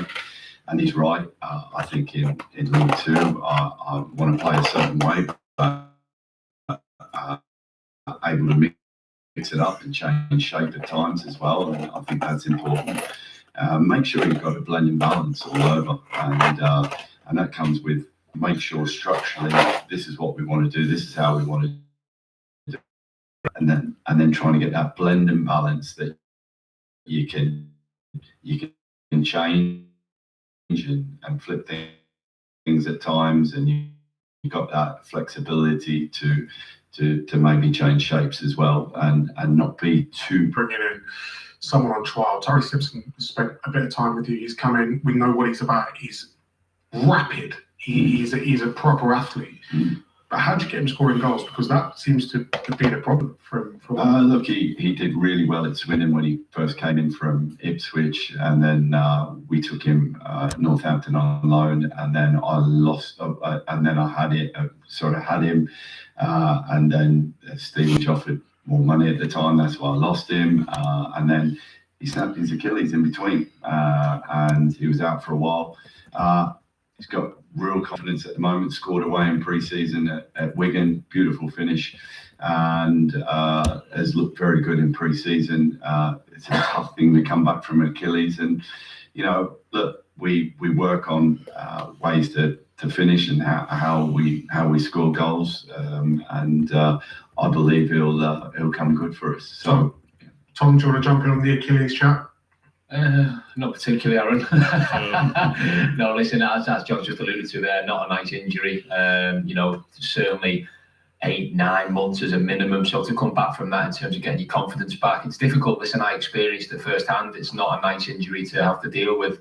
And I do feel for players who go through that sort of period on the sideline, because it can be a lonely place, being injured for that length of time. I think you have to have good support systems around you, which I was very fortunate to have up at Middlesbrough. But yeah, not a nice injury at all. Tommy, it's called, by the way, I've had it as well. But don't need you saying it's an old injury. You look very young compared to me. I appreciate that, mate. That's just a couple of weeks away. That is with the kids, a nice bit of sort of nice time, doesn't it? I got sent a stat by a producer, complete change of the direction of this conversation. I got sent a stat by a producer saying after we all beat QPR, only 5 of the 17 scored. It's now 5 out of the 18 because Nathan Bishop has saved a penalty for Wimbledon at home to Newport County. It's 0-0 at Plough Lane. But Bish with the save. John? Well, what's going on in the Carabao Cup at the moment? We missed one last time. I'm sure he was dead certain to finish it, and we missed one last night. It was a vital time in the game as well. Well, we saw that penalty shootout involving Rochdale. They're behind, by the way. Bradford 2, Rochdale 0. Are labelled arguably the worst penalty shootout. I was just going. You just took the words out of my mouth. I was actually at that game, the Tranmere Rochdale game. It was, it was all right. It was a decent game in fairness. 2 teams both going at it, but the penalty shootout. Well, I'll tell you what, it was it was a pretty bad one. I watched every single penalty, and there was it wasn't great quality wise. Let's put it that way. Tommy, do you feel watching that like players are starting to overcomplicate it? You see in the World Cup the ones with the stutter in their run up, and they're trying to look at the keeper. Do you think they're changing their minds at the last minute and not being, the ones that look, I'm going to put it in that position, and that's where I'm putting it. Yeah, and having it. John, I think you're dead right. I think absolutely. I think players nowadays they're more focused on what the goalkeepers are doing. I'm almost of the opinion. Listen, I didn't take many penalties in my career. But I think if I was going to take one, it'd be a case of, well, I'm going to put it there and I'm not going to worry about what the goalkeeper's doing. So many players now, they sort of walk up to it, they've got their eyes on the goalkeeper, and you're dead right. I think it's almost like an overcomplicating it. I think if you just get the ball, put it down, you don't need to look at the goalkeeper, pick your spot. If he saves it, he saves it, but don't allow it to be him in control. It's more about the penalty being in control, in my opinion, for what it's worth. I just never took many penalties in my career, so can't comment on it too much, but that's my opinion. Couple of goals to bring you. Crew 1, Accrington wants a leveller for Stanley. Newport do have the lead now. Plough Lane, Wimbledon 0, Newport 1. Bournemouth 3, Tamworth 2. Matt Rush has a hat-trick for Boreham Wood. Carlisle 1, Worthing 1. Dominic Hutchinson with the equaliser for Worthing. Are Blackburn any closer to an equaliser themselves at the Pirelli? Adam Cottier. Well, they've had so many attempts at goal here, Aaron. They're 1-0 down to League One Burton Albion after Zach Scott's early goal in the first half from close range. But Rovers have missed so many good opportunities from close range, from far out. Corey Adai making his debut in goal for Burton Albion on loan from Stockport has made some really good saves. Cantwell has been denied by him in this second half. Rovers are the better team in terms of territory advantage, but the committed nature of Burton Albion suggests that they are heading for round 2 at the moment. 15 to go, 1-0 to Burton Albion. Is it death by passing at the King Power? Chris Coles.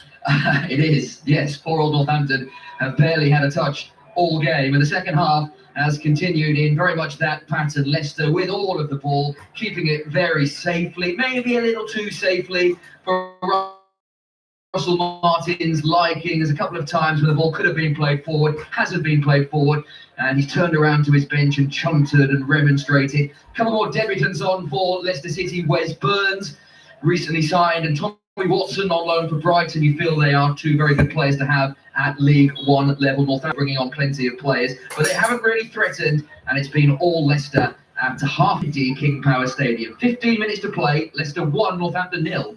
Yeah, considering Tommy Watson was close to the Premier League with Millwall last season, it's an interesting move to head back down to League One with Leicester City. How Preston North End getting on at Goodison Park, Molly, because they were reduced down to 10 men, 20 minutes into the game? Yeah, 21 minutes in, their new captain, Lewis Gibson, shown a straight red card for a dangerous challenge. Now, I must say, I wish I had something exciting to tell you about this match, but honestly, it's not the most exciting game in the world. Preston have improved with more attacking opportunities in this second half, so that should make Paul Heckingbottom just slightly happier when I speak to him at post-match. But to be honest with you, Preston fans look really, really demure and down and out even before the season has really got underway. Huddersfield, on the other hand, have done well, started poorly without the ball, but have definitely found their way back into this one. They have the goal that sends them into the next round should things stay as they do right now. Preston 0, Huddersfield 1. As things stand, it's Watford 0, Crawley 0. That one heading towards penalties. Swansea 0, Birmingham City 1, Stoke 1-0 up on Oldham. Stockport Doncaster is currently at 1-0. We've just seen a fabulous finish from Jamal Lowe for Sheffield Wednesday. 1 up on Bolton. Bolton down to 10 men. John, great finish that. Lobbed it over the goalkeeper. Yeah, he was in one-on-one and broke the back line of the defence outside the 18 and lobs the keeper with his left foot. Fantastic finish. Beautiful. Leyland 0, Oxford 0, Grimsby 0, Blackpool 2, Gillingham 0, Luton 2, Fleetwood 1, Chesterfield 0, Crewe 1, Accrington 1. We are going to head, though, straight back to Leicester. Chris Coles. Where we thought Leicester had doubled their lead. Liam, what a fantastic volley this is at the back post. Catches it really sweetly with his left foot. Rockets into the top corner. He looked suspiciously offside. Assistant referee didn't flag though, so we thought goal given. And then 5 seconds later, flag goes up. I suspect there was a little deflection on the cross, and the assistant wasn't sure whether it came off a Northampton player last or a Leicester player last.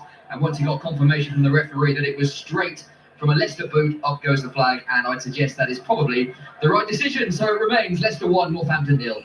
Yeah, and then Cullen, the new signing for Leicester City, in from Swansea City, just finishing off some of the other scores. Barnsley 0, Wigan 1, Wimbledon 0, Newport 1, Bristol Rovers 0, Peterborough 1, Bromley, Reading and Burnley Notts County both at 1-1. This is 5 Live Sport taking you around the grounds this Saturday. Tea time 25 minutes to 5 o'clock, and Salford City have found themselves an equaliser at home to Shrewsbury. Kyril Malcolm with the goal. 13 minutes to go there. Salford 1, Shrewsbury 1. Tommy, just in terms of other stories around the Football League, and there are so many, who have you got your eye on around League 1 and 2? You've stumped me there, Aaron. I'll be honest with you, because I thought you were going to come to me on the Championship. There's a couple of teams in the Championship. Okay, do you want to do the Championship? No, there was just a couple of teams. I'm just looking at the scores here in front of me, and I'm just looking at Burnley. And I did want to ask John, I'm not even sure whether you've actually approached this with him pre us coming onto the show, about Wolves. I'm really intrigued to see how Wolves do this year, and Burnley, with the two teams coming down. They've obviously got new managers, which I'm sort of, like I say, I'm intrigued to see how they get on. I think with West Ham, obviously having Nuno at the helm, with that little bit of continuity as we've already spoken about, I think they'll be okay because of that. Wolves and Burnley are a little bit of the unknown because they've got two new managers. So I just wanted to ask John about Wolves last night in terms of how they set up. Did the sort of fan base, were they with the team? Did it look like a different type of Wolves? How was the sort of setup in the game? Before you do that, there's been a 5th goal of the afternoon at Cardiff. David. Cardiff are back ahead, 3-2, and to be fair, Yusuf Salek on a hat-trick. He was in behind the last line of defence, however, he squared it to Jack Moylan 5 minutes into his Cardiff debut. A fantastic finish into the bottom corner. 12 minutes to go, Cardiff 3, Swindon 2. John Brady. Yeah, on that, Tommy, obviously the manager's Portuguese, real influence in terms of changing shape, gone to 4-3-3. Obviously it was 3-4-3 last year. Real aggressive way in the way they play. The 8s just keep breaking your back line all the time. The rotations were fantastic, and it's real purposeful football. I think fans there will be very excited about them. A lot of strong acquisitions. The whole back line are all full internationals, Uruguayan, Portuguese, Colombian. And then you had Trippier at right back. And then the Brazilian centre mid, CDM, played for Brazil.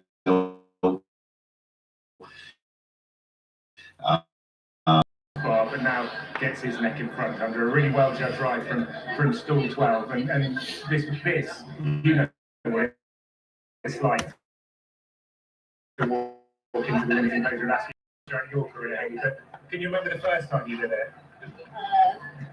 No, actually. Do you know why? Because I think this is how old I am. I think it was. And Andrew Johnson flung himself at it, a diving header from close range, and Blackburn Rovers of the Championship are level at last after having a glut of chances in this game. Burton 1, Blackburn 1. Gillingham had to bring in a goalkeeper on emergency. How are you bringing a goalkeeper on an emergency loan in a transfer window? I do not know, but they were able to do that from Mansfield. Owen Mason has come in. He's not had the greatest of afternoons, though. Gideon Kadua has made it Gillingham 0, Luton Town 3. And there is another goal this time. It's come at Stoke. Tom Gill, who for? And that should be Mark Robbins' side, booking their progression into the second round. Stoke 2, Oldham 0. It's the substitute, Robert Bosnick, who 10 minutes prior had missed a glorious chance to 2021. So fantastic for Lucas Jensen. Good to see him back in and amongst the action after an injury hit couple of seasons, and Millwall through to the next round. The latest scores though around the country: Wimbledon 0, Newport 1, Barnsley 1, Wigan 1, Bradford 2, Rochdale 0, Bristol Rovers 0, Peterborough 1, Bromley 1, Reading 1, Burnley 1, Notts County 1, Blackburn 2, Cardiff 3, Swindon 2, Crewe 2, Accrington Stanley 1, Derby 1, Lincoln 2, Fleetwood 1, Chesterfield 0, Gillingham 0, Luton 3, Grimsby 0, Blackpool 2, Leicester 1, Northampton,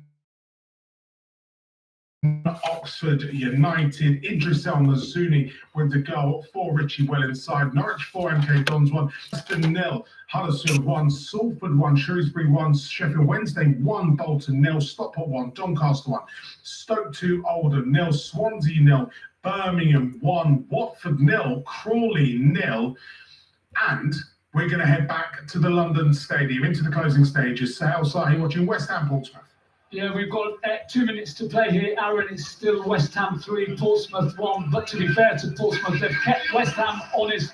They've kept them going forward, trying to break on the counter-attack. West Ham have had most of the possession in this second half. And when you and the chaps were just talking in the studio about West Ham and their strength in depth and their manager staying on for this season in the Championship, Joel Veltman is about to come on to make his debut. Signed from Brighton this last week, a free transfer. He's got lots of experience, as we all know, in the Premier League, and he'll add some quality and depth and experience to this already well-stocked West Ham United squad for the season ahead. Couple of minutes to play here, Aaron. West Ham United 3, Portsmouth 1. You do wonder what it means for the futures of Aaron Wan-Bissaka, Max Kilman, and maybe Konstantinos Mavropanos. The window, of course, closing in 3 or so weeks' time, and West Ham United expected to do some more business. A couple of major outs of them this summer, but Jared Bowen sticking with the Hammers this season. I did tell you it's Watford 0, Crawley 0. By the way, Watford have had 29 shots, 8 of them on target, still yet to break Crawley down. That one looks like it's heading to penalties, as with Sheffield Wednesday, Bolton and Salford Shrewsbury, which are both Burnley, Notts County. How many minutes added on? Julia Bob. Yeah, the board went up, 6 minutes added on, and we've already played one of those minutes. Emil Aqua is a substitute who's come on for Notts County. He had a header, he headed it down towards goal, but Max Weiss caught it. That's been about the best chance for them in the last few minutes. It's been really scrappy since Burnley got that equaliser after half-time. Both sides looking pretty tired as well at the moment. So, yeah, we have got about 4.5 minutes left to play. Still Burnley 1, Notts County 1. How do you expect Notts County to fare in League One? Of course, Martin Patterson leading the club to the playoffs last season. Dave, a really impressive job for him, only his second permanent role. But yeah, they've done well. Yeah, I think you mentioned earlier about players coming in. Obviously, Jatta will be a big loss for them. But they brought Callum Roberts back to the club. You've seen his goal earlier. Cal's got unbelievable ability. I remember I think Hartlepool the last time he was there, had a really good season for them, and has suffered with really bad injuries. Had a real good 2 years at Scunthorpe, so he'll be a threat for them. Like I said, with Lincoln, the one thing they do carry is momentum going forward, and it'll be important that they start the season well. I think size of the football club and support fan base that they have, they should be where they are. But at some point, you do need to consolidate. I think they'll want to be kicking on. They'll want to be testing themselves, and I'm sure they have the squad to be able to do that. Into the closing stages in the Scottish Premiership at St Mirren. They're 1-up against St Johnstone, and we can get full time at Dens Park. Job done for Dundee, but for Aberdeen, not good, David Donaldson. Certainly not good for Aberdeen. Great for Dundee, though. They've won by 2-0 and pick up their first league win of the season after absolutely dominating this game. Joe Wesley put them in front after 9 minutes when he volleyed in Joe Bevan's cross from the right. In the second half, Bevan scored after being provided for the first. The ball played him inside the box. He drilled in from about 16 yards to make it 2-0. Aberdeen did have a header come crashing off the crossbar in the first half, Dan Hamm, and then in the second half, Chris Cadden, another defender, his shot coming off the bar as well. But it was all about Dundee. They absolutely dominated this game and could have scored many, many more goals. Aberdeen, absolutely awful. Dundee 2, Aberdeen 0. Bit of late drama, Goodison, Molly.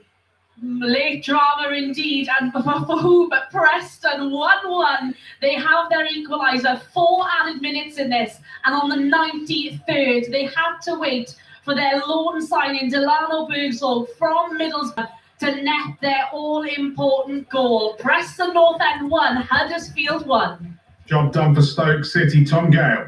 Stoke 2, Oldham 0. Mark Robbins sees his side book their place in the next round. Perhaps not as convincing as he would have liked. 2 minutes into the second half, Swabber Thomas's cross headed into his own net by Oldham captain Ollie Norburn. A real sense that the host could then start to rack up the goal, chance after chance, but lacking the cutting edge. And that was before, in the 82nd minute, substitute Robert Bozanic, one of those guilty of missing an early opportunity. He was played through, kept his cool, and the number 9 netted what is just his second ever goal for the club. Despite defeat, plenty of positives for Oldham boss Mickey Mellon to take, and their 2,000 travelling supporters who sold out the away end and were making the most of the noise for the majority of this game. Their players are just heading over now to show their appreciation. Full time here at the Bet365. Stoke City 2, Oldham Athletic 0. Grimsby bagged one back and added on time against Blackpool, but they're still 2-1 down. It's a winning return, though, to Blackburn for Tony Mowbray. Adam got you.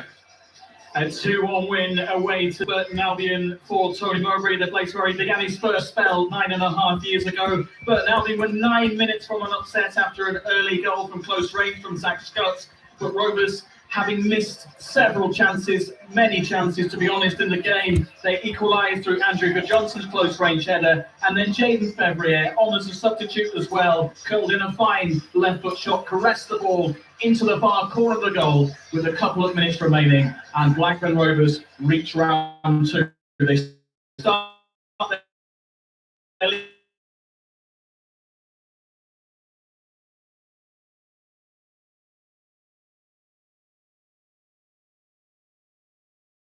eventually over the line. Cardiff 3, Swansea 2. Swindon 2 rather. They made half the hard work of it. A real scrappy affair at times. Osho's early on goal put the visitors ahead, and they really frustrated the Bluebirds before a strong end to the half. Salek scoring twice, firstly from the spot, his second a great finish on the stroke of half time. You thought then that Cardiff were going to go and run away with it, but Glatzel finished off a fine move to bring Swindon level on the hour. But the best goal of the day was scored by the debutant Jack Moylan, a sweetly struck half volley into the roof of the net. Cardiff are through, but an excellent performance by League 2 Swindon, who pushed them all the way. Cardiff 3, Swindon 2. Callum Maycock has bagged a 97th minute equaliser for Wimbledon. Wimbledon 1, Newport 1. That one looks like it's heading to penalties, as does yours. Molly Stevens.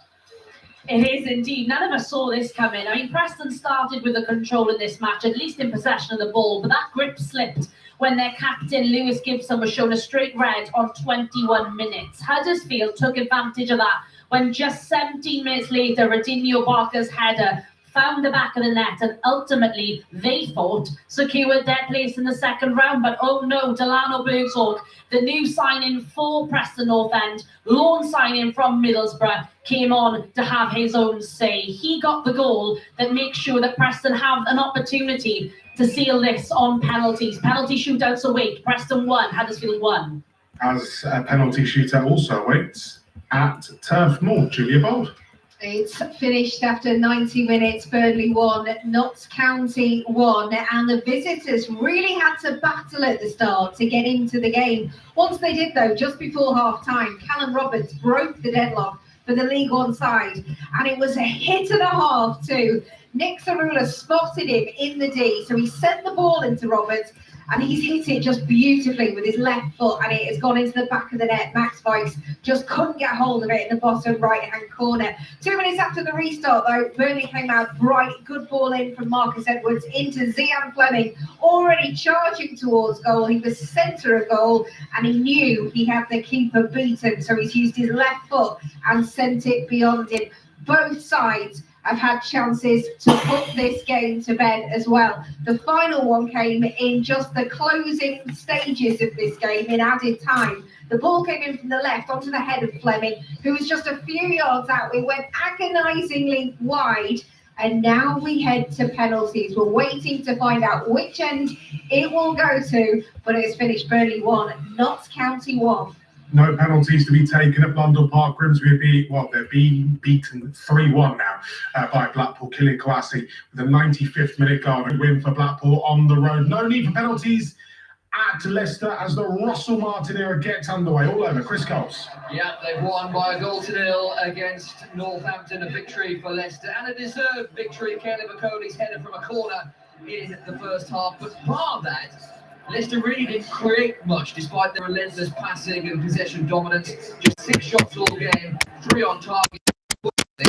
Lower XG than Northampton if you care about that sort of thing. Their best moment came early on. Saunders' tame effort from close range. That came from a Leicester mistake. And a few more came late on as the Northampton press came. They were looking for an equaliser. Russell Martin, as we know, likes his side to play one way. Regardless of the situation, a few more mistakes for the League Two side just couldn't profit. And it's Leicester who progress. Leicester 1, Northampton 0. Penalties currently being taken at Oakwell. Barnsley 1, Wigan 1 is how it finished. Spot kicks underway there. They're also underway at Salford and at Stockport. We are going back to the Olympic Park, though, where it seems like it's just petering out nicely for West Ham United. Job done, Sahi? Yeah, very much so, Aaron. With the last 20 seconds of time added on at the end of this game, it's West Ham United 3, Portsmouth 1. We got 8 minutes of stoppage time to play. We're in the final few seconds. Eventually, they got the job done, West Ham. Very, very nervy, cagey first half. Portsmouth was solid. They were stubborn. They took the lead. West Ham pulled it back with 2 goals just before half-time, and they turned the game upside down in the second half with a dominating performance. And since the third was scored in the 49th minute, they've been cruising, really. Lots of changes by both managers. And there goes the full-time whistle here at the Olympic Stadium.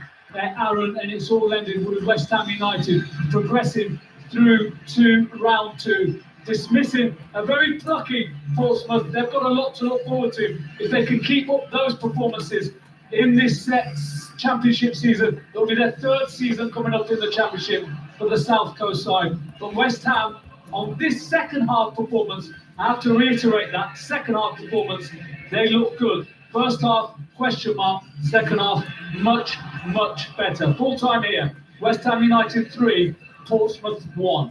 Yeah, just seeing the pictures. Nuno Espirito Santo shaking the hands of John Mousinho and head down, trudging onto the pitch to welcome back his players after a 3-1 win over Portsmouth. Tati Castellanos on the score sheet for West Ham United. Now, 1 minute after 5 this Saturday afternoon, we have 24 League Cup ties. A whole host of them have gone to penalties this evening. And it's going to be a movable feast for the next 15 or so minutes. Let's head straight to Goodison. Penalties underway for you, Molly Stevens. Penalties underway and penalties with the advantage, Preston North End until, yes, absolutely Preston North End. 2 penalties saved now for Huddersfield Town. First, Ryan Ledson, the boy who spent so much time at Preston North End, the boy who spent so much time here in Liverpool at Goodison Park with Everton. He had his first penalty kick saved. Alfie Devine then stepped up for Preston North End, their new record signing from Tottenham. He's scored with absolute ease, and now Marcus Harness has had his penalty saved for Huddersfield. So Preston with the advantage at the moment. Preston about to take their second penalty, but for now, Paul Heckingbottom thanking his lucky stars for his first penalty taker, and Huddersfield in a whole heap of misery after leading for the majority of this match. One game that won't be going to penalties is Watford Crawley, because 35 shots later, Mark Bowler has broken the deadlock, and Watford look like they're heading to the second round of the cup. Watford 1, Crawley 0, 99 minutes played at Vicarage Road. Does it get a bit tasty, Julia, at Turf Moor? Yeah, it is. The 2 keepers just having words there in this penalty shootout. And Burnley are leading 1-0. Notts County went first. Emil Aqua came on, and he stepped up. His was saved by Max Weiss. Zian Fleming then went just off centre with his, and he put Burnley in front. Next up, though, Notts County. Dean Campbell has scored. Bottom right-hand corner, 1-1 as it stands in the penalty shootout. Norwich City emphatic in their work this afternoon. Let's head to Carrow. Paul Scott. They've beaten MK Dons 4-1. They were 3 goals to the good at half-time. Mo Torre, Anis Slimani and Ben Crispin with the goals. Nathaniel Mendez-Lang missed the opportunity from 12 yards to pull one back for MK Dons in the second half before a debut goal from Ryan Wintle did make it 3-1. But Andre Brooks, a summer arrival from Sheffield United, for a debut goal of his own to ensure that Norwich have beaten MK Dons by 4 goals to 1. Back to you, Molly. Well, Preston are about to step up for their 3rd penalty of the afternoon. So far, just to keep you posted, Ryan Ledson for Huddersfield missed his first penalty, had it saved. Alfie Devine scored the next penalty for Preston North End.